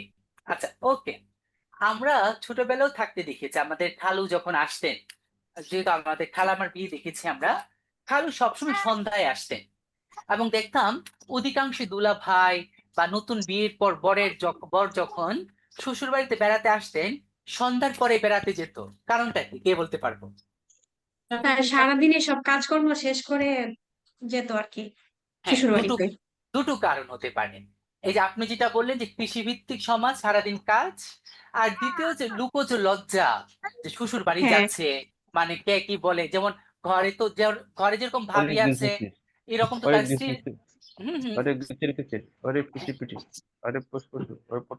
তো ব্যাপারটা হচ্ছে এই যে একটু মস্করা করা, ঠাট্টা বিদ্রুপ করা, এখান থেকে একটু নিজেকে একটু বাঁচানোর জন্য আর কি সন্ধ্যার পরের দিকে যাওয়া আর কি। হেসো না শুনো দাদু, সে তামাক মাজন পেয়ে দাদি যে তোমার কত খুশি হতো দেখিতিস যদি চেয়ে। তার মানে দেখুন, এই যে অল্পতে খুশি হয়ে যাওয়া। নথ নেড়ে নেড়ে কহিত হাসিয়া, এতদিন পরে এলে পথ পানি যে আমি যে হেথাই কেঁদে মরি আখি জলে। এই যে একটা অপেক্ষা, যেমন প্রেম, বন্ধুত্ব বা হচ্ছে সংসার, এই যে ওখানে অপেক্ষা আর ধৈর্য হচ্ছে সবার সবচেয়ে বেশি দরকার। সম্পর্কে বলেন, বন্ধুত্ব বলেন, প্রেমে বলেন, বিশেষ করে সংসারে, হ্যাঁ, অপেক্ষা এবং ধৈর্য। তো তখন তো এই যে আমাদের মানে দাদি কিন্তু চিঠিও লিখতে পারেন না, কবে আসবেন ইত্যাদি ইত্যাদি। আমারে ছাড়িয়ে এত তবে ব্যথা যায়। বয়সটা এত পার্থক্য হওয়ার কারণে এত প্রেম, বয়সের তো অনেক ডিফারেন্স। দেখুন ভাই, ওই সময়ে আপনার দাদা দাদির লিখেছে তখন তো বয়স বেশি হয় নাই স্যার। খবর কবিতাটা যখন লিখেছে না না জসীমউদ্দিন। না, আমাদের ভাইয়া যেটা বলছেন যে বিয়ের ওই বয়সের কথা বিয়ের মানে স্বামী স্ত্রীর যে বয়সের পার্থক্য, হ্যাঁ, এটা ভাই আপনি যখন আপনার দাদা দাদিকে জিজ্ঞেস করবেন বা নানা নানিকে জিজ্ঞেস করবেন, তারাও কিন্তু মিনিমাম 5 থেকে 10 বছরের সিনিয়র জুনিয়র হবে, বুঝতে পেরেছেন? তো দেখুন, দাদির বয়স ছিল ধরুন ধরুন 7-8, আর দাদার বয়স মানে কবর কবিতার 17-18, 10 বছর। আর আপনার দাদাদের হয়তো বা 5-7 বছর, আর আপনার হয়তো বা এখন কোনো পার্থক্যই নাই। তাই আপনার কাছে ব্যাপারটা না কেমন স্যার, কেমন? হয় স্যার, অনেক ডিফারেন্ট হয়, হ্যাঁ, স্বামী হয়। স্ত্রী অনেক ডিফারেন্ট হয় হয়। নাকি স্যার? আমি তো জানি স্যার 30-35 ওরকম যেমন গেপ হয় যেমন যে। জসীমউদ্দিন কবিরই তো অনেক ডিফারেন্ট। হ্যাঁ 10 কোথায় 14 বছর, কোথায় 42 বছর। হ্যাঁ সেক্ষেত্রে আসলে ভালোবাসাটা হচ্ছে মানে আপেক্ষিক একটা বিষয়, সেটা অন্তরের বিষয়, এটাই হ্যাঁ, বিশেষ করে বোঝানো হচ্ছে। একদম ঠিক, একদম ঠিক। এবং এটাই, এবং ওই যে তখন কেবল আপনারা মাঝে মধ্যে বোধহয় টিকটক দেখেন বা রিলস দেখেন, যে সমবয়সী বিয়ে বা প্রেমের বিয়ে, পারিবারিক বিয়ের মধ্যে যে পার্থক্যগুলো থাকে। যেমন আপনার ওয়াইফের বয়স যখন আপনার চেয়ে 7-8 বছর কম হবে, তিনি কিন্তু আপনাকে একটু সিনিয়র ভাববে। হ্যাঁ, এবং আপনার বয়স যখন বয়স 60 হবে, তার বয়স যখন 50 হবে, আপনাকে সে দেখভাল করতে পারবে। মানে অনেক পারপাস বা অনেক দিক থেকে আমরা ব্যাপারগুলো দেখতে পারি আর কি। তবে বিজ্ঞানও কিন্তু বলে যে বিয়ের ক্ষেত্রে স্বামী স্ত্রীর বয়সের পার্থক্য 3 থেকে 6 রাখা ভালো, মানে সর্বনিম্ন 3, সর্বোচ্চ 6-7 হওয়াটা ভালো। আচ্ছা, ওকে। তারপরে দেখান, আমারে ছাড়িয়া এত ব্যথা যার, কেমন করিয়া হাই, কবর দেশিতে ঘুমায় রয়েছে নিঝুম নিরালায়, হাত জোর কর দোয়া মাগ দাদু, আয় খুদা দয়াময়, আমার দাদি রে তরেতে যেন গো এক্সক্লুসিভ হয়। আচ্ছা, আমরা এতক্ষণ যতটুকু পড়লাম, এখানে একজন মানুষের বা বৃদ্ধ দাদুর কোন বিষয়টি প্রকাশিত হয়েছে? মনের আবেগ, ভালোবাসা, তার কষ্ট। হুম, তারপরে করুণার বিষয়টি এখানে বেশি উত্থাপিত হয়েছে, করুণা। অর্থাৎ এই জায়গা প্যান্ট আছে কাপড়ের মধ্যে আছে না। আচ্ছা, তো ব্যাপারটা হচ্ছে এরকমটা, যেটা বললেন যে গ্রামীণ নরনারীর যে বন্ধুত্বপূর্ণ প্রেমপূর্ণ একটা সম্পর্ক, এবং স্ত্রীর প্রতি যে একটা মমত্ব বোধ, হ্যাঁ, এই ব্যাপারটা আমরা এখানে দেখি। এবং স্ত্রীর মৃত্যুর পর স্বামী কি করা, ওই স্রষ্টার কাছে প্রার্থনার বিষয়টি আমরা দেখি, স্ত্রীর জন্য প্রার্থনা করা। প্রার্থনা। আচ্ছা, আমাদের এখানে আজান হচ্ছে, আমরা একটু 2 মিনিটের জন্য বিরতিতে যাই, হ্যাঁ, আজানের জন্য।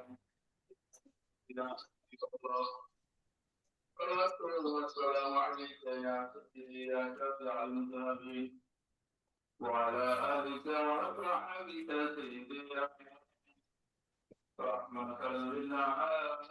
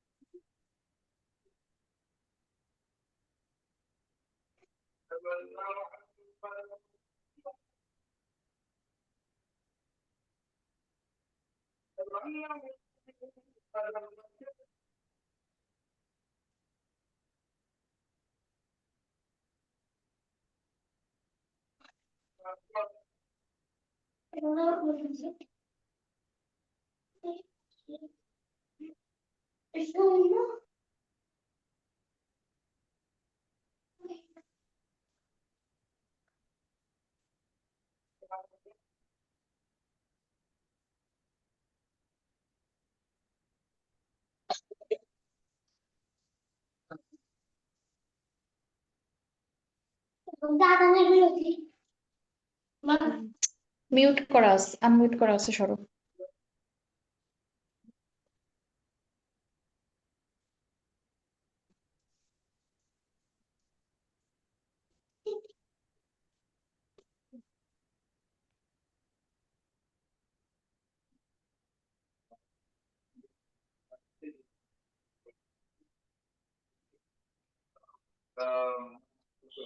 ظالما آتيت فحقا للوسيلة والفضيلة وتوجد الفئة الله سبحانه محمودا للذي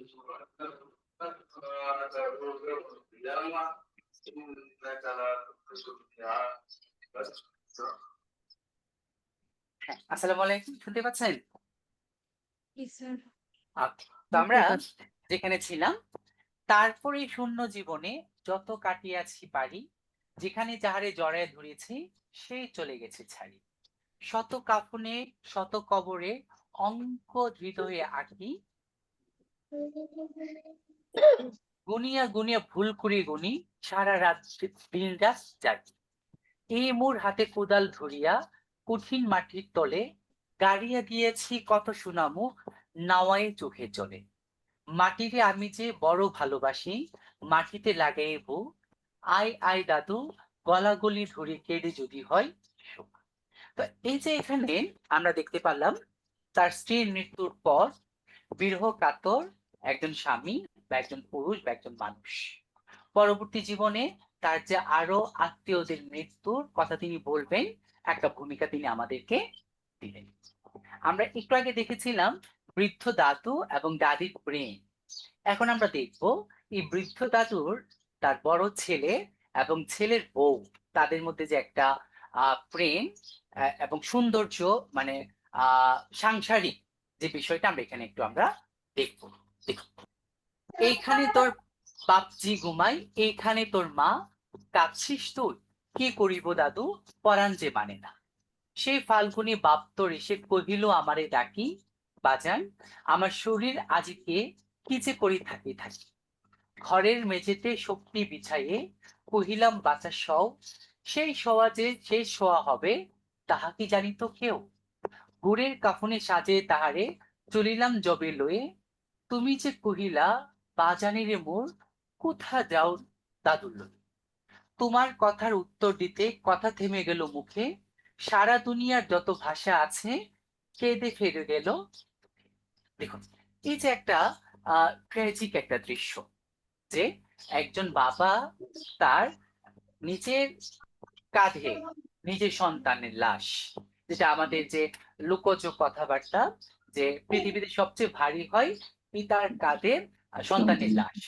তো ওখানে তিনি লাশ নিয়ে যাচ্ছেন, আবার ওই সন্তানের সন্তান তাকে জিজ্ঞেস করছে যে তাকে কোথায় নিয়ে যাচ্ছে।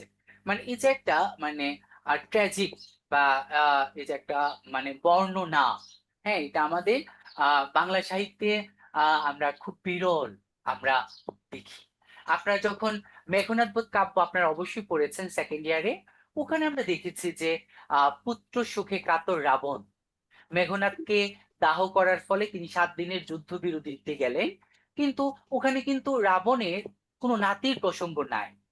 মেঘনাদ বা বীর বাহুদের কেবল সন্তান পর্যন্ত দুঃখটা, নাতি কিন্তু এসে বলছে না রাবণকে যে দাদা বা মানে বাবা কোথায়।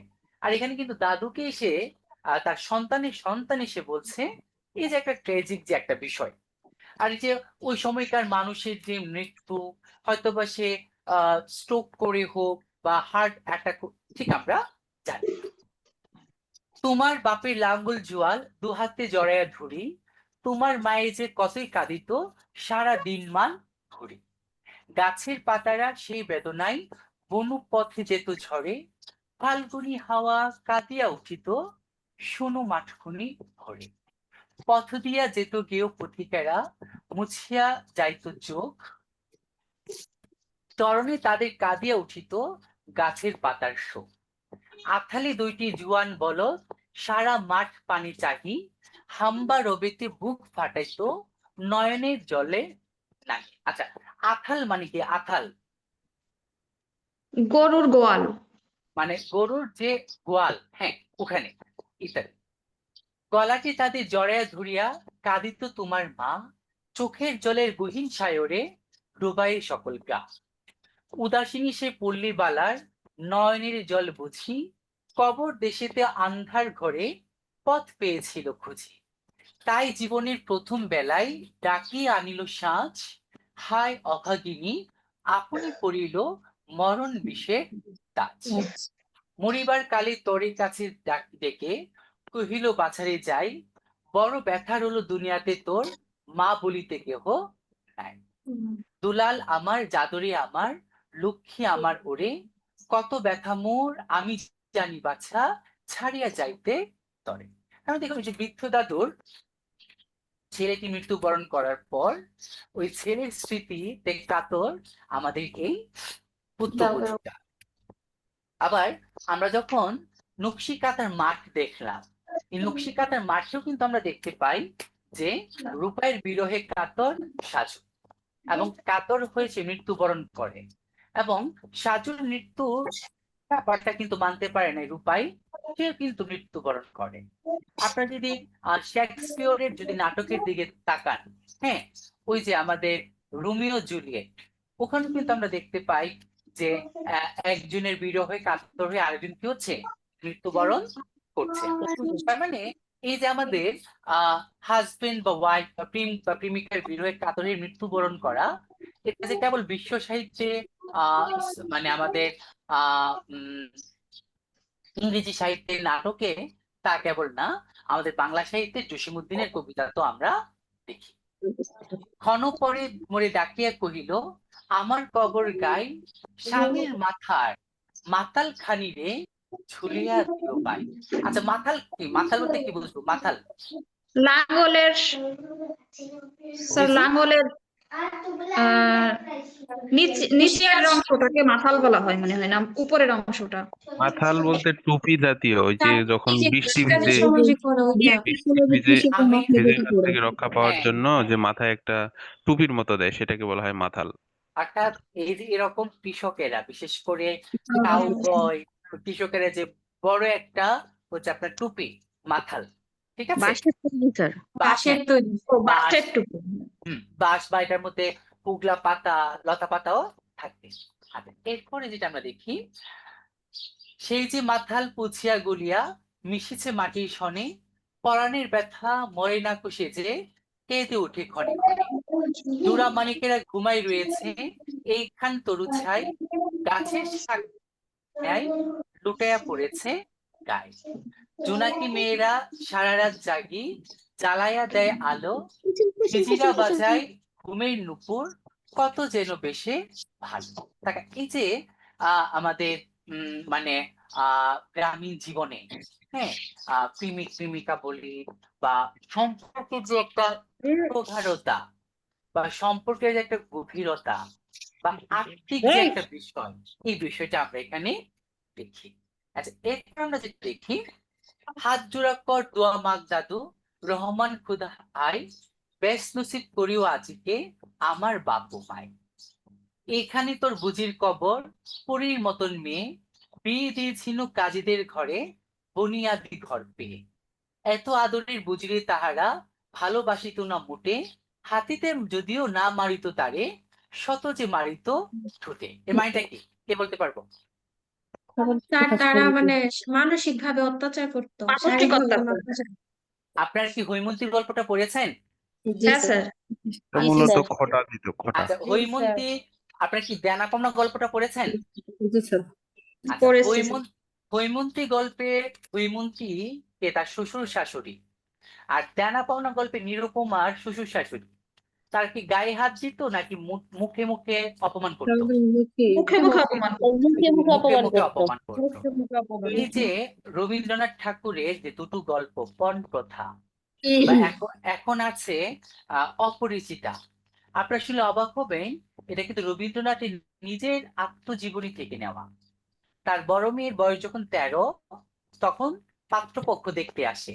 তো পাত্রপক্ষ আর কেউ না, বাংলা সাহিত্যের ভোরের পাখি কে? বিহারীলাল চক্রবর্তী। বিহারীলাল চক্রবর্তী 2 বিয়ে করেছিলেন। ততদিনে বিহারীলাল চক্রবর্তী মৃত্যুবরণ করেছেন।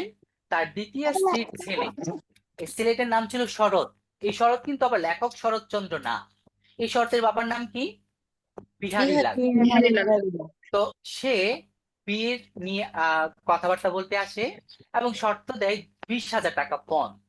তো রবীন্দ্রনাথ প্রথমে না করেন, তারপরে 10,000 টাকা নগদ দেন, আর বাকি 10,000 টাকা দিতে পারছিলেন না বলে তার বড় মেয়ের উপর এরকম হাতেতে মারিত না, মুখে ঠুটে মারিত শত। ওই অভিজ্ঞতা থেকে রবীন্দ্রনাথ রচনা করেছিলেন হৈমন্তী আর দেনা পাওনা। আর আমাদের বাংলাদেশের প্রেক্ষাপটে ওই যে একটা সময় আপনি একটা সময় কেন, এখনো তো আমরা দেখি ফেসবুকে, টেলিভিশনে যৌতুকের জন্য। যেমন আপনারা শুনলে, যেমন গতকাল আমি যদি আমার বাস্তব অভিজ্ঞতা বলি, আমার 3 বোন, এর মধ্যে একজন সরকারি নার্স বিয়ে হয়েছে, আর একজন মাস্টার্স কমপ্লিট। সে বলছে মাস্টার্স কমপ্লিট হয়েছে কয়েক মাস আগে, সে বলেছে যতদিন না চাকরি না হয় বিয়ে করবে না। আমি বললাম আমি তোমার সাথে একমত। এরপরে জন হচ্ছে একদমই হচ্ছে গিয়ে মাদ্রাসা থেকে পাশ করা, কোনো চাকরি করে না বাসায়। তো গতকাল কথা প্রসঙ্গে আমার বোনটা বলতে, 3 বোনের মধ্যে যে বড়টা সবে আমার ছোট, বলতেছে আজকাল মেয়েদের চাকরি ছাড়া মেয়েদের বেরোন নাকি কম। তো এখন আপুরা যারা শুনতেছেন তাদের কি মত? তার একমত। আপনার কি একমত? স্যার আমি জি মনে স্যার, করি একটা মেয়ের জন্য মানে নিজের কর্মস্থল নিজে তৈরি করা উচিত, হাজবেন্ডের উপর নির্ভরশীল না হয়ে স্যার। এটাই রবীন্দ্রনাথ ঠাকুর, হ্যাঁ হ্যাঁ হ্যাঁ, আপনি যা বলতে চাচ্ছেন আমি একমত। রবীন্দ্রনাথ ঠাকুর তার দেনা পাওনা গল্প, অপরিচিতা গল্পে আমাদের কল্যাণীকে এইভাবে উপস্থাপন করেছেন। কল্যাণী শেষ পর্যন্ত বিয়ে করে না, কিন্তু সে একটা বালিকা বিদ্যালয়ে কি করে, পড়াশোনা, টিউশন না টিচার পড়াচ্ছিলেন। বুঝতে পেরেছেন? অর্থাৎ এই যে সময় যত যাবে, হ্যাঁ, কারণ একটা মানুষের প্রতি মানুষের যে মোহ, জানি যে 2 দিন আগে একজন সেলিব্রিটির ওয়াইফ কি করলেন, সুইসাইড করলেন। ঠিক আছে, যদিও আমি তার পক্ষে না, হ্যাঁ, তিনি তার মতো করে কি করতে পারতেন, বাঁচতে পারতেন। জীবন এত ঠুনকো না, জীবন খুবই গুরুত্বপূর্ণ। জীবন আল্লাহ তাআলার সবচেয়ে বড় উপহার, নিয়ামত। তো এই নিয়ামত তিনি ব্যর্থ, আমি বলবো তিনি ব্যর্থ। মাঝে মধ্যে দেখি যে ঢাকা বিশ্ববিদ্যালয়ের অনেক ছেলে মেয়ে, বিশেষ করে ছেলেরা, জব হচ্ছে না বললে সুইসাইড করে। সে ব্যর্থ, সে মানে জীবন এই নিয়ামতটাকে সে কি করতে পারে নাই। আচ্ছা, এখন জীবিকা নির্বাহের জন্য কি একজন মানুষকে কি প্রতি মাসে কি লক্ষ টাকা কি ইনকাম করতে হবে? মোটেও না। আমার যতটুকু চাহিদা, হ্যাঁ, এখানে যে সকল আপুরা ক্লাস করছেন, আপনার নিশ্চিত কোটিপতি হওয়ার জন্য জব খুঁজছেন না। আপনার প্রথমত নিজের আইডেন্টিটিটা তৈরি করতে চাচ্ছেন, হ্যাঁ, নিজের আত্মপরিচয়টা, যেটা রবীন্দ্রনাথ ঠাকুর তার অপরিচিতা গল্পে কল্যাণীর মাধ্যমে লিখিয়েছে। বুঝতে পারছি? ওকে, এইখানে তোর বুঝির কবর, পুরীর মতন মেয়ে। আচ্ছা, একটু আমার পরিচয় বোধ হয় খবর। হ্যাঁ বলুন। এই অপরিচিতা গল্পে শুধু যৌতুক প্রথা না অনুপমের নির্বুদ্ধিতা বা তার হ্যাঁ, আপনি, হ্যাঁ, অনুপম এমএ পাস সুদর্শন ব্যক্তি, কিন্তু তার তো কোনো মাকাল ফল। কর্মসংস্থান ছিল না, কোনো কর্মসংস্থান ছিল না। আপনি শুনেন, ছেলে কিংবা মেয়ে আপনি যে হন না কেন, যদি আপনার ইনকাম সোর্স না থাকে, ওই পরিবারে আপনার দাম নাই। সহজ কথা, বুঝতে পেরেছেন? আপনি ছেলে বা মেয়ে, আপনি ধরেন একজন আপনি একজন কর্মজীবী পুরুষ, আপনি যদি ঘর জামাই হন, আপনাকে লোকে কিচ্ছু বলবে না। কিন্তু আপনি বেকার পুরুষ, আপনি ঘর জামাই হয়ে দেখুন, প্রতিদিন 100টা মানুষ আপনাকে 100টা কথা শোনাবে। আমি কি ক্লিয়ার? তো রবীন্দ্রনাথ ঠাকুর মেয়ের যে অপরিচিতা গল্পে একই তো প্রথমত যার যার আইডেন্টিটি তৈরি করার কথা বলেছেন, মানে আত্মপরিচয়টা। যেমন অনুপম, সে বোকা, বেকার, সে কিছুই করে না, কোনো সিদ্ধান্ত নেয় না, বলদ বলদ একটা ছেলে। আর অন্যদিকে কল্যাণীকে তিনি কি করেছেন, শিক্ষিত, বুদ্ধিমতী, এবং কল্যাণীর বাবা। মেয়ের বিয়ে ভেঙে গেল বলে কিন্তু তিনি কি করেন নাই, তিনি অথচ দেখুন আমাদের বাংলা ছবিগুলোতে কি দেখাইছে এতদিন, আমাদের মূর্খ মানে ইয়াগুলো, পরিচালক গুলো, মেয়ের বিয়ে ভেঙে গেল বলে বাবা আত্মহত্যা করে, মেয়েগুলো আত্মহত্যা করে, মানে স্টুপিডে এক একটা।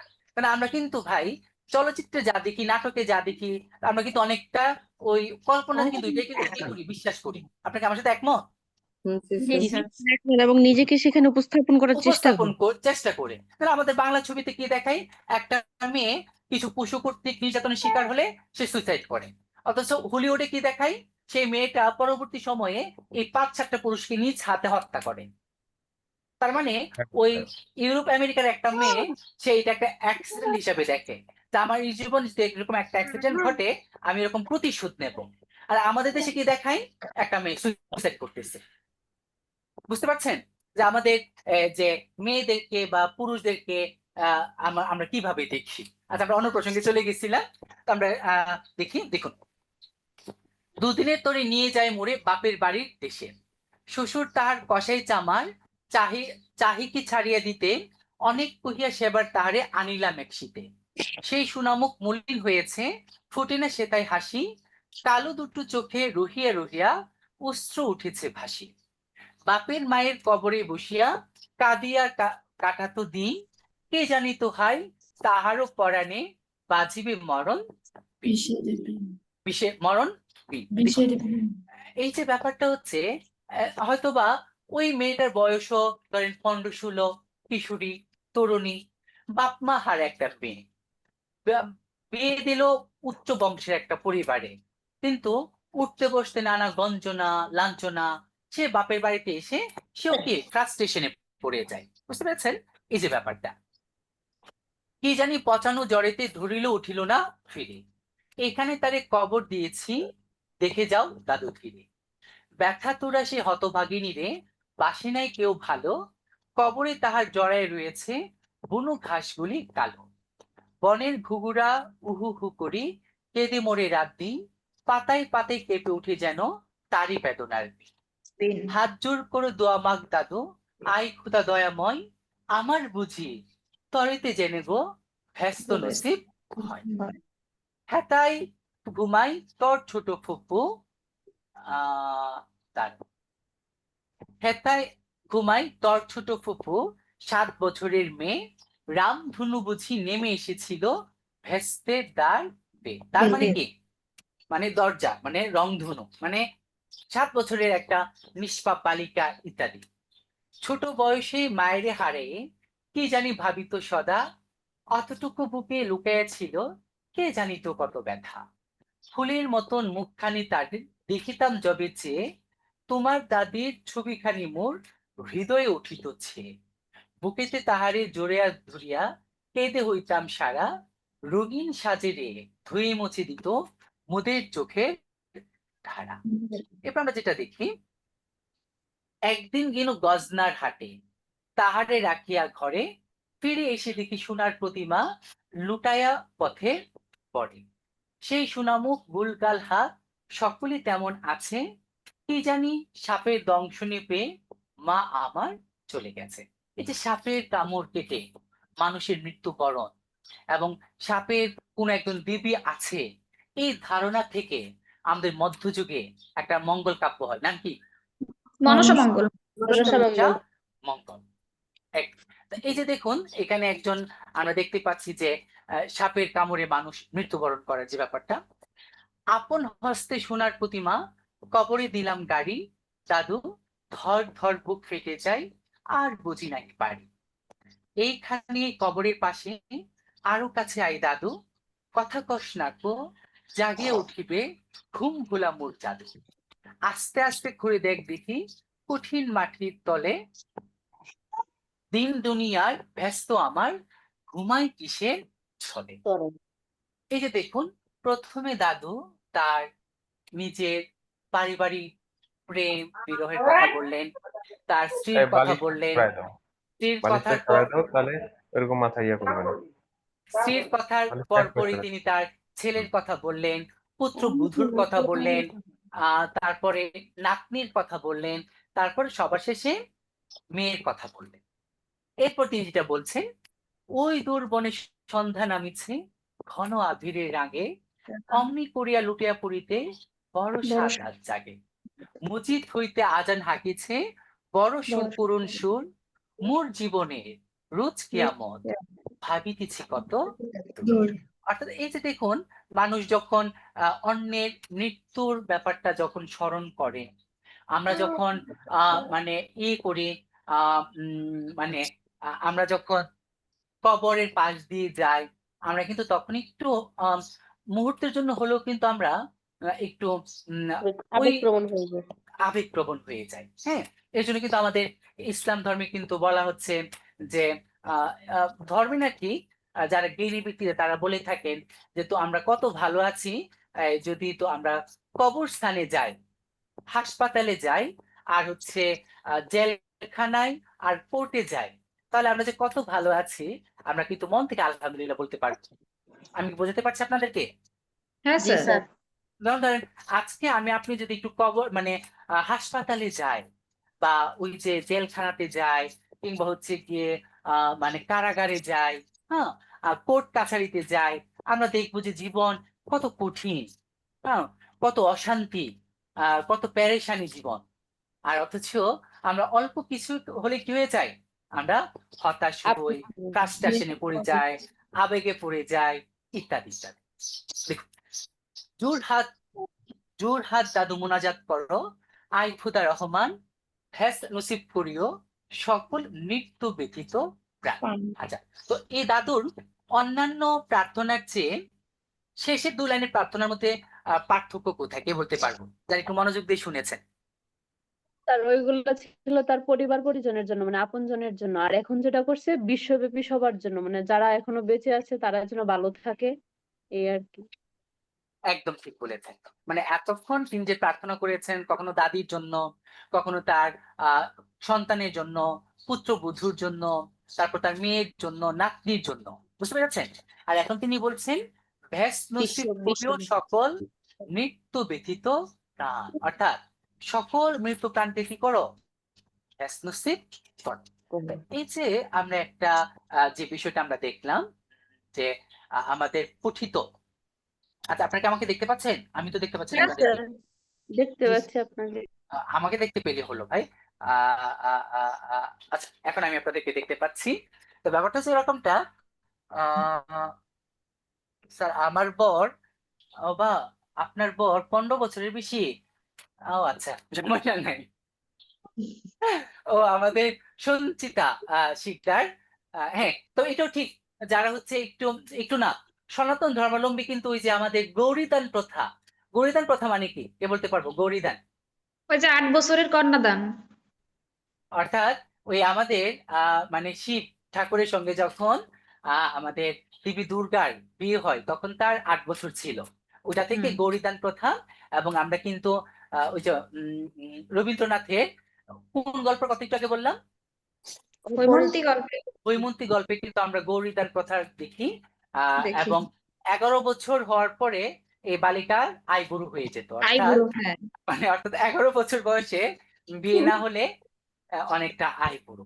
আচ্ছা, ওকে।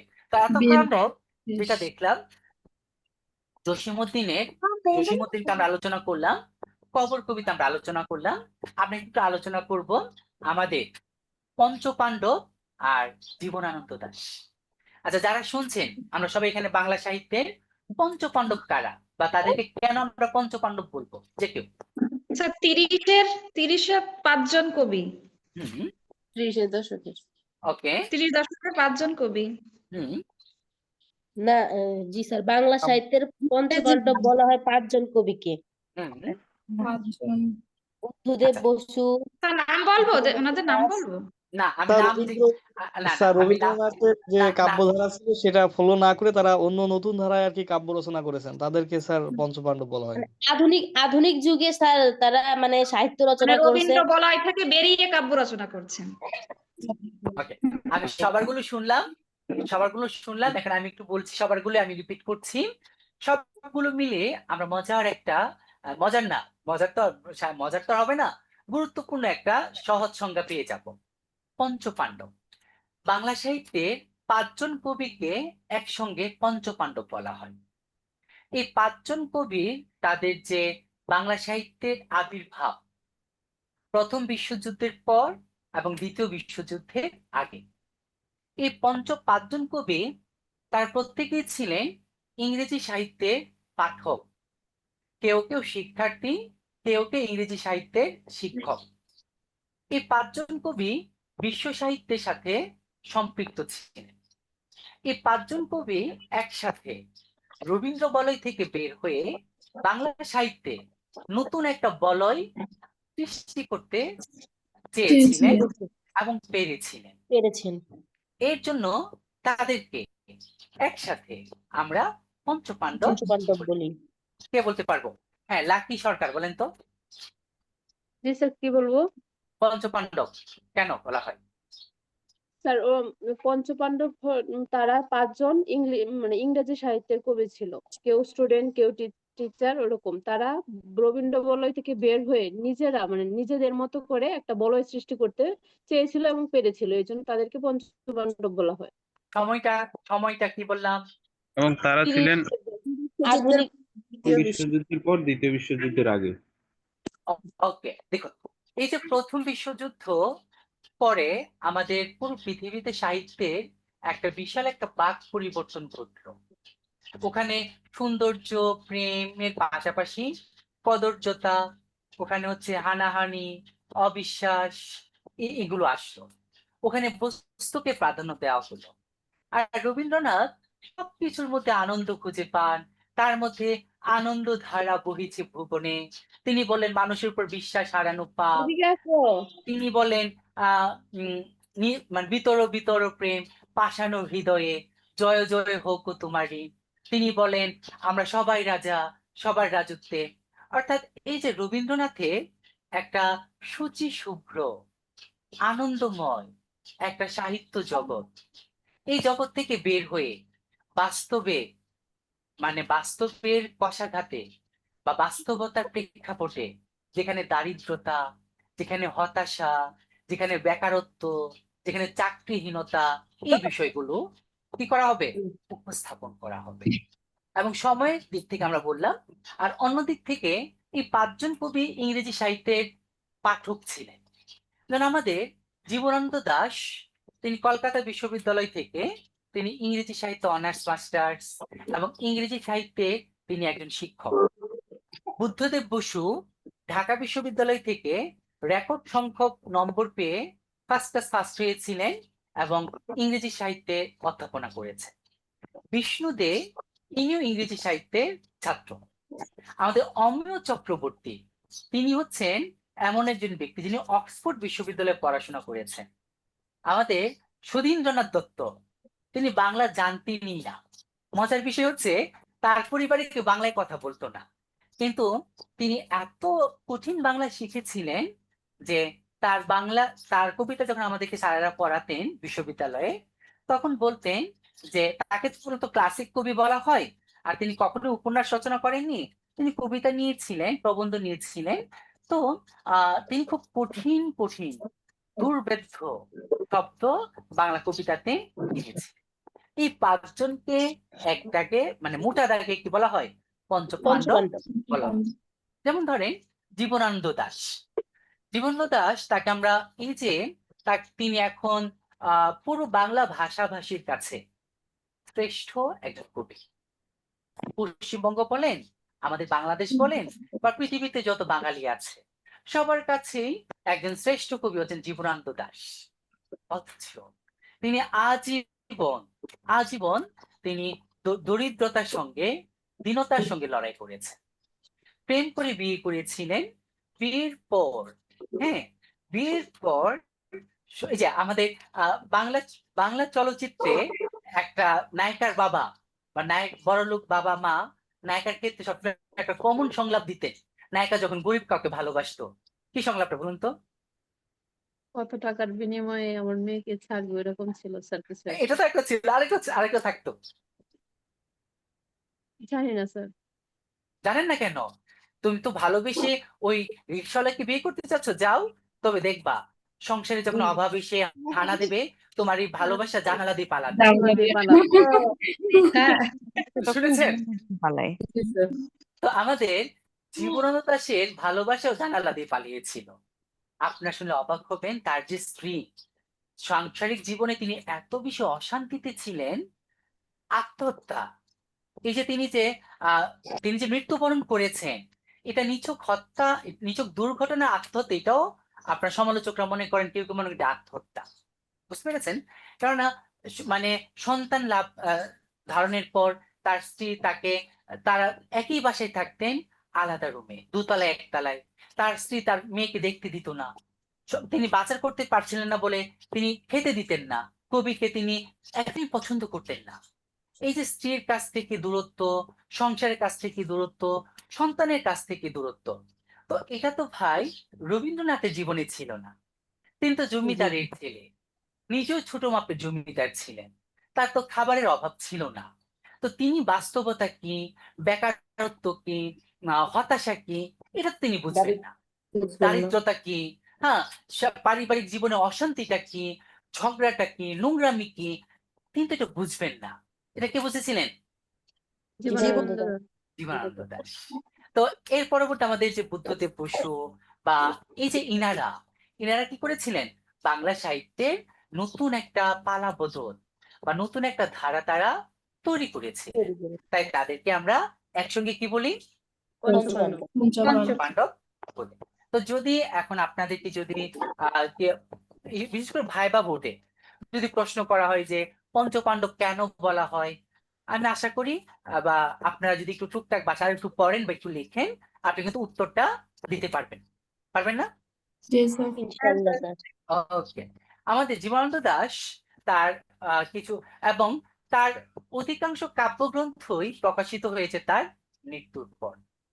এই যে তার বিখ্যাত জনপ্রিয় সকল কবিতা, এই যে আবার আসবো ফিরে, ধান শিল্পীর তীরে, বা ওই যে রূপসী বাংলার বা বাংলার মুখ আমি দেখিয়াছি, এই যে তাকে আমরা বর্তমানে বলছি তিমির হননের কবি, রূপসী বাংলার কবি, পরাবাস্তবতার কবি, ইত্যাদি ইত্যাদি ইত্যাদিতে বলছি, এই সকল বিশেষণই কিন্তু আমরা দিয়েছি কবি মৃত্যুর পর।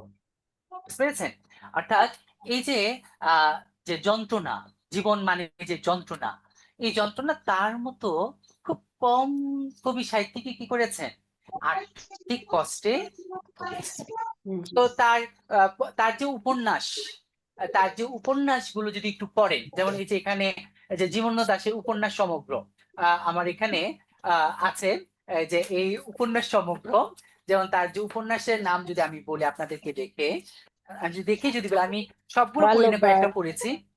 যে কল্যাণী, কল্যাণী, বিভা, মৃণাল, তারপরে বিরাজ, জলপাইহাটি, জীবনযাপন, বা আপনি মাল্যবান বললেন, এই প্রত্যেকটা উপন্যাসই ভাই, সতীর্থ, প্রত্যেকটা উপন্যাসে আমরা দেখি যে আমাদের হচ্ছে গিয়ে একদম নরনারী, কদর্যতা, মানে দাম্পত্য কলহ, প্রেমের যে অন্ধকার গুলো দিক, পাপ, এই ব্যাপারগুলো আমরা তার উপন্যাসে আমরা দেখি।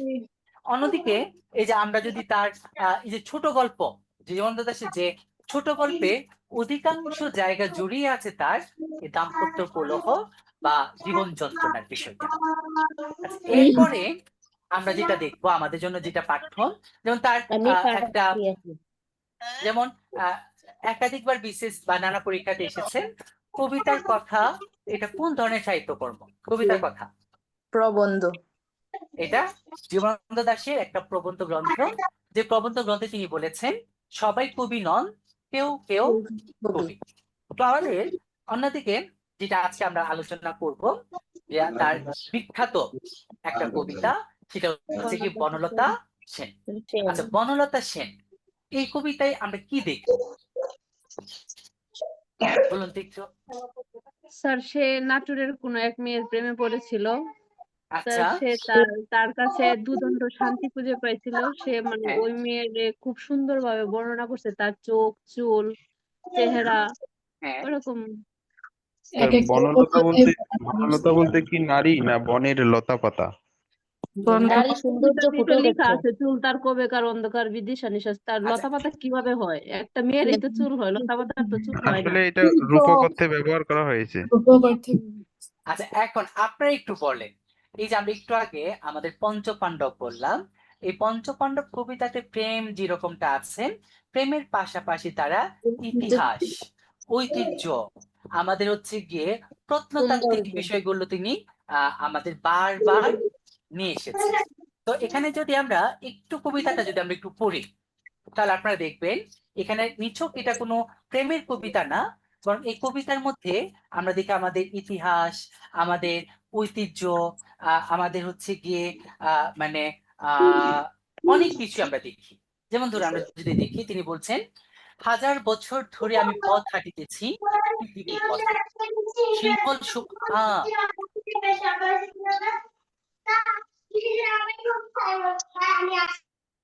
আচ্ছা, একজন একটু আপনি একটু মিউট হয়ে যান, ও বোধহয় দুপুরবেলা ও বোধহয় গোসলও করে নাই, খায়ও নাই। একটু মিউট হয়ে যান ভাই আপনি। দেখুন, হাজার বছর ধরে আমি পথ হাঁটিতেছি পৃথিবীর পথে, সিংহল সমুদ্র থেকে নিশীথে অন্ধকার মালয় সাগরে। অনেক ঘুরেছি আমি বিম্বিসার অশোকের ধূসর জগতে, সেখানে ছিলাম আমি আরো দূর অন্ধকার বিদর্ভ নগরে।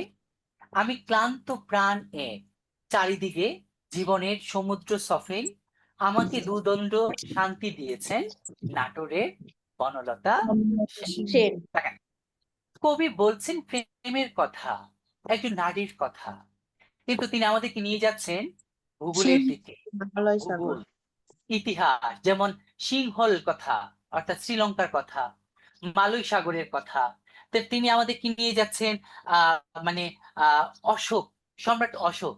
তিনি কে ছিলেন বলুন তো? সম্রাট অশোক বৌদ্ধ ধর্মের প্রচারক। তিনি তো পরে বুদ্ধ ধর্মের প্রচারক, আগে কি ছিলেন? একজন বড় সম্রাট। কলিঙ্গের যুদ্ধের ভয়াবহতা দেখে তিনি যুদ্ধ ত্যাগ করেন এবং গৌতম বুদ্ধের অহিংস তিনি কি করেছিলেন? নিজের মধ্যে ধারণ করেছিলেন। দেখুন, আমি ক্লান্ত প্রাণ চারিদিকে জীবনের সমুদ্র সফেন। সমুদ্র সফেন মানে কি? সমুদ্রের ফেনা। হ্যাঁ না, যেমন ধরেন ওই যে আমাদের আরেক কবি বলেছেন যে সংসার সুখে দুঃখের সাগরের ভেলা, সরি, সংসার সুখ দুঃখ, ভুলে গেলাম, আশা তার একমাত্র ভেলা। মানে সংসারটা হচ্ছে কি সুখ দুঃখ, যে কাবি খুশি কাবি গামের মতো। এখানে ভেলা হচ্ছে কি, সুখ হ্যাঁ, দুঃখের খেলা। সংসার সুখ দুঃখের খেলা, মানে আশা তার একমাত্র ভেলা। ওকে। তো কবিও তার এই যে হতাশাময় জীবনে আশা দেখছেন। আমার এই দুদণ্ড শান্তি দিয়েছিল নাটোরে বনলতা সেন। এখন এই বনলতা সেন নাটোরের হতে পারে, খাগড়াছড়ির হতে পারে, রাজশাহী হতে পারে, আপনার এলাকার হতে পারে। বুঝতে পেরেছেন? এটা একটা নাম, হ্যাঁ, একটা ইমেজ। চুল তার কবেকার, অন্ধকার বিদিশার নিশা, মুক্তার শ্রাবস্তির কারুকার্য, অতি দূর সমুদ্রের পর হাল ভেঙে যে নাবিক হারাইছে দিশা। দেখুন, তিনি চুলের বর্ণনা দিচ্ছেন, কিন্তু আমাদেরকে তিনি বলছেন বিদিশা, প্রাচীন ভারতের একটা অন্ধকার নগরী।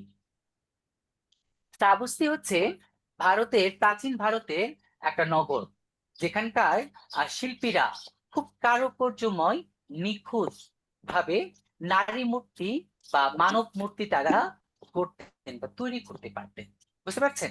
অর্থাৎ তিনি বলছেন একজন নারীর কথা, যে তিনি আমাদেরকে নিয়ে যাচ্ছেন আমাদের অতীত, ঐতিহ্য, ইতিহাসের কাছে, আমাদের সভ্যতার কাছে, আমাদের না মানে শিল্পকর্মের কাছে। এটাই আধুনিকতা। বুঝতে পেরেছেন? এই যে পঞ্চপাণ্ডবের আরেকটা বৈশিষ্ট্যটা হচ্ছে তারা প্রেম, নারী, এগুলোর পাশে এগুলো তারা বর্ণনা করেন ইতিহাসের আলোকে, ঐতিহ্যের আলোকে, সভ্যতার আলোকে। আচ্ছা, এরপর আমরা যদি দেখি তার বিদিশা কি? বিদিশা একটা প্রাচীন নগরী, হ্যাঁ, যেটা একটা নগরী। হ্যাঁ স্যার দিনের আমার বেলায়, একটা প্রশ্ন ছিল। একটু শেষ করি। দিনের বেলায় ঘুটঘুটে অন্ধকার থাকতো, দিনের বেলাতে। হ্যাঁ, বলুন এখন। স্যার আমাদের যদি কেউ জিজ্ঞেস করে এই বনলতা সেন আসলে কি প্রকৃতি না নারী, তখন আমরা কি বলবো? আমরা বাংলা স্টুডেন্ট, জিজ্ঞেস করতেই পারে, কারণ আমাদের জানা উচিত।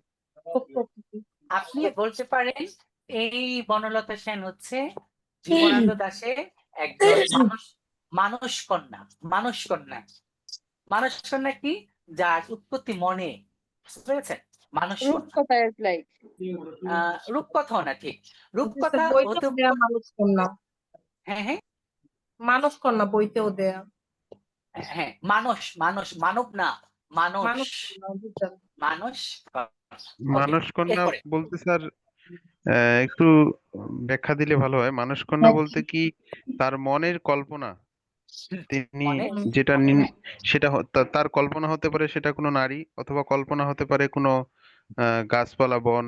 কারণ তিনি যেহেতু বিশেষ করে প্রকৃতি বিষয়ে আলোচনা করেছেন জীবনানন্দ দাশ, সেক্ষেত্রে বনলতা সেন আসলে প্রকৃতিটা হওয়ার সম্ভাবনা আসলে কেমন জানি বেশি লাগে আর কি।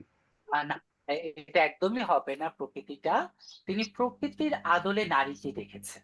হ্যাঁ, যেমন ধরেন জি জি জি, বাহুলতা। প্রকৃতির আলোকে নারীকে দেখেছেন, জি। হ্যাঁ, যেমন বাহুলতা। হ্যাঁ, বা বাহুল, এরপর আমরা যাই। বিদেশি গুলাও তো প্রকৃতির অংশই। বিদিশা হচ্ছে একটা নগরী, প্রাচীন নগরী। নগরী। যেমন এখানে শ্রাবস্তী, এটা একটা ভারতের প্রাচীন নগর। আচ্ছা, এরপরে সবুজ ঘাসের দেশ, যখন সে চোখ দেখে দারুচিনি দ্বীপের ভিতর, তেমনি দেখেছি তারে অন্ধকারে, বলেছে সে এতদিন কোথায় ছিলে। পাখির নীড়ের মতো চোখ তুলে নাটোরের বনলতা সে। আচ্ছা, পাখির নীড়ের মতো চোখ তুলে মানেটা কি? পাখির বাসার নীড় মতো। মানে তো বাসা। এখন দেখুন, পাখির নীড় পাখির বাসা যেমন পাখির আশ্রয়, ঠিক তেমনি মানুষও তার প্রেমে আশ্রয় চায়। ঠিক আছে, তার প্রেম বলেন, নর নারীর মাঝে আশ্রয় চায়, নারীও নরের মধ্যে কি চায়? আশ্রয় চায়। এই ব্যাপারটা আর কি। সমস্ত দিনের শেষে শিশিরের শব্দের মতন সন্ধ্যা আসে।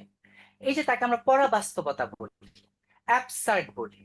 আচ্ছা, এই যে আমি আপনি, আমাদের বয়স 25, 30, 35, আমরা শিশির দেখেছি, কিন্তু শিশির পড়ার যে একটা শব্দ, এই শব্দ কি কখনো আমরা শুনেছি? না বা স্যার, শুনলেও, আচ্ছা শুনলেও আমরা কি আলাদা করে এটা কখনো ভেবেছি? না টিনের সেটা তো বাড়িতে স্যার এটা নিঃশব্দে বুঝতে পারা যায়। হয়। শিশিরের শব্দ হ্যাঁ, ঘাসের উপর পড়লে বুঝতে পারা যায় না, কিন্তু টিনের বাড়িতে যদি কেউ থাকে সেক্ষেত্রে ফোঁটা ফোঁটা এরকম শিশিরের শব্দ তিনি কিছু পাওয়া কিন্তু যায়। তিনি কিন্তু কি বলছেন? টিনের কথা বলছেন না, প্রকৃতির কথা বলছেন। স্যার এটা তো নিঃশব্দে হয় স্যার। অর্থাৎ না, নিঃশব্দ হবে কেন? যেমন ধরেন, এই যে আমরা মানুষেরা, এই যে আমরা শুনতে পাই কত, আচ্ছা শোনার একক কি? কম্পাঙ্কের একক কি? হার্টস। হার্টস। আমাদের হার্টস হচ্ছে 20 থেকে 2000 হার্টস আমরা শুনি। এর কম হলেও আমরা শুনি না, বেশি হলেও কিন্তু আমরা শুনি না। বুঝতে পেরেছেন? এই যে আপনার মাথার উপরে ফ্যান ঘুরলে শব্দ আপনি শুনেন, কিন্তু এই যে পৃথিবী ঘুরছে, শব্দ তো হচ্ছে, এটা শুনছি না কেন আমরা? এটা বেশি। অনেক অনেক বেশি। আবার এই যে আমি যে ঘরে বসে আছি, আপনি যে ঘরে বসে আছেন, শুধু আপনি বসে আছেন, এখানে কোনো কীট পতঙ্গ হাঁটছে না, জি আছে, স্যার। আছে। ওটা আপনি শুনছেন না কেন বা আমি শুনছি না কেন? সেটা হয়তো 20 হার্টজের অনেক কম। কম। আরো কম, আরো কম। এটাই, এই যে শেষের যে পরে এটার একটা শব্দ আছে, অর্থাৎ যেটা আছে উপলব্ধি, যে অ্যাবসার্ড যে বিষয়টা। ডানায় রৌদ্রের গন্ধ মুছে ফেলেছি, পৃথিবীর সব রং নিভে গেলে পাণ্ডুলিপি করে আয়োজন, তখন গল্পের তোরে জোনাকির রঙে ঝিলমিল, সব পাখি ঘরে আসে, সব নদী ফুরায়, এই জীবনে সব লেনদেন থাকে শুধু অন্ধকার, মুখোমুখি বসিবার বনলতা সেন। এই যে দেখুন, বনলতা সেনের প্রেমের মধ্যে যে একটা আশ্রয় খোঁজা, প্রেমিকার মধ্যে যে একটা নীড়, পাখির নীড়ের মতো তাকে দেখা, এই যে বিষয়টা আমরা তার মধ্যে আমরা দেখি। তো আজকে আমরা চেষ্টা করেছি জীবনানন্দ দাশ কেন পঞ্চ পাণ্ডবের একজন, এই ব্যাপারটা আলোচনা করতে। আপনাদের যে কয়েকটা পাঠ্য আছে, যে কবিতা খুব সব আপনাদের রূপসী বাংলা আর বনলতা সেন আপনাদের পাঠ্য। তো ওখানকার কিছু বিখ্যাত কবিতা বা উদ্ধৃতি আপনারা একটু মুখস্থ করতে পারেন ভাইবা বোর্ডের জন্য। এবং আপনাদের জসীমউদ্দিনের নকশি কাঁথার মাঠ আর বোধহয় রাখালি আপনাদের পাঠ্য। নকশি কাঁথার মাঠ থেকে আপনারা 2-4 লাইন, রাখালি থেকে 2-4 লাইন আপনি কি করেন, একটু মুখস্থ করে যান। এগুলো মাঝে মধ্যেই বিভিন্ন ভাইবা বোর্ডে ধরে ফেলে, বুঝতে পেরেছেন? আর এভাবে করলে হবে কি, এবং আপনারা খাতা কিনেন। যেমন আজকে আমি যেভাবে আলোচনা করে আপনাদেরকে কিছুই লেখাই নাই, কিন্তু আপনাদেরকে আমি পিডিএফ ফাইল দিয়ে দেব, আপনি হ্যাঁ এটা স্যার। পরে দেখেও দেখতে পারবেন, লিখতে পারবেন, ডাউনলোডও করতে পারবেন। এবং আপনারা বইটই কিনেন এবং একটু ভালোভাবে পড়েন, প্রথমবারই যেন কিছু একটা ভালো একটা হয়ে যায়। ইনশাআল্লাহ। স্যার পিডিএফ, কি স্যার বই কিনবো? স্যার পিডিএফ এ কি কবিতাগুলো থাকবে? পিডিএফ ওই যে আজকের যে কবিতা, দুটো কবিতা আমি পিডিএফে দিয়ে দেবো, এগুলো আলোচনাও দেওয়া থাকবে এবং কবির সম্পর্ক আলোচনাও দেওয়া থাকবে মোটামুটি। তবে এটা কিন্তু শেষ না, আপনাদের কিন্তু বাংলা বই কিনতে হবে, বই পড়তে হবে এবং লিখতে হবে। স্যার কি আচ্ছা বই এখন পড়বো স্যার?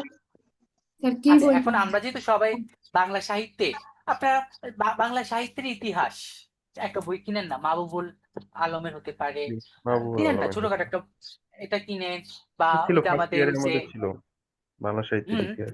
তারপরে আমাদের যে ডক্টর সৌমিত্র শেখরের, সরি ডক্টর হুমায়ুন আজাদের লাল নীল পাপুলিটা কিনেন, একটু পড়েন। পড়ার পর কোনো বিকল্প নেই, বা যত পড়বেন তত ভুলবেন, আবার ততই মনে হবে। আচ্ছা প্রথম এখন দুটো প্রশ্ন।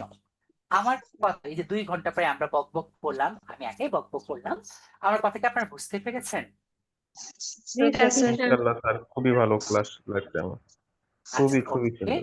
আর খুবই ভালো বললে হবে না ভাই, আপনাকে যদি আমি মানে পড়া টেবিলে বসাতে পারি তাহলে আমি সার্থক। বুঝতে পেরেছেন?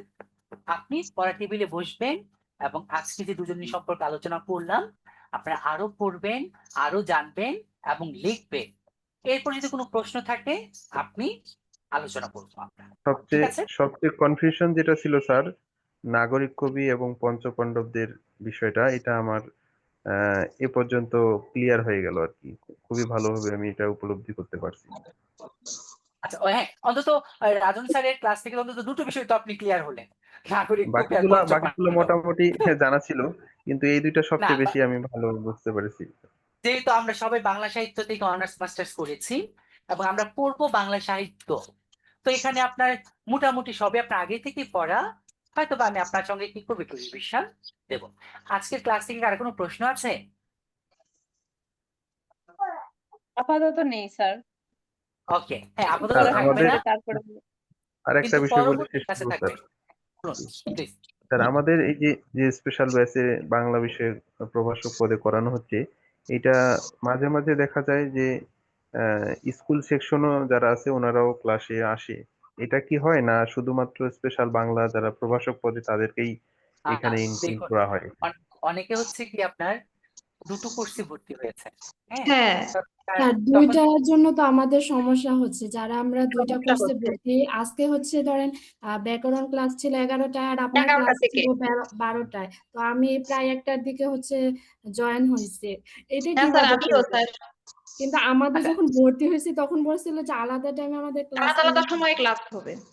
ওকে এইটা আমি আজকের জন্যই হয়েছে, অন্য ক্লাসে গুলো মেনটেন করে দিয়েছে, আপনার রুটিনটা চেক করে দেখেন। আজকে একটু ঝামেলা হয়েছে। নেক্সট ক্লাস যেটা, ওইটা হচ্ছে 6 তারিখে একটা স্কুলে আসে, 7 তারিখে হচ্ছে কলেজে একটা। ওকে, তো তার মানে এখানে আমরা, এখানে আবার আপনারা তফাৎ প্রশ্ন আছে। করেছেন, আপনারা উত্তর দিয়েছেন, হ্যাঁ মাঝে মধ্যে সপ্তাহে একদিন এরকমটা হয়ে যেতে পারে, হ্যাঁ আজকে প্রতিদিন যে না। ঝামেলাটা হয়েছে স্যার, এই জন্য এটা আমিও ভুক্তভোগী স্যার। আসলে স্কুল পর্যায়ে ক্লাস ছিল, কলেজ ওকে ওকে, পর্যায়ে ক্লাস। আপনাকে ধন্যবাদ তথ্যটা দেওয়ার জন্য। ব্যাপারটা হচ্ছে সপ্তাহে একটা ক্লাস একটু এদিক সেদিক হতেই পারে। আহ তো আশা করছি মানে মোটামুটি আপনারা বুঝতে পেরেছেন। আপনারা, আমরা পড়াশোনার মধ্যেই থাকবো, সবাই ভালো থাকবো। আল্লাহ হাফেজ। আসসালামু আলাইকুম। আসসালামু আলাইকুম।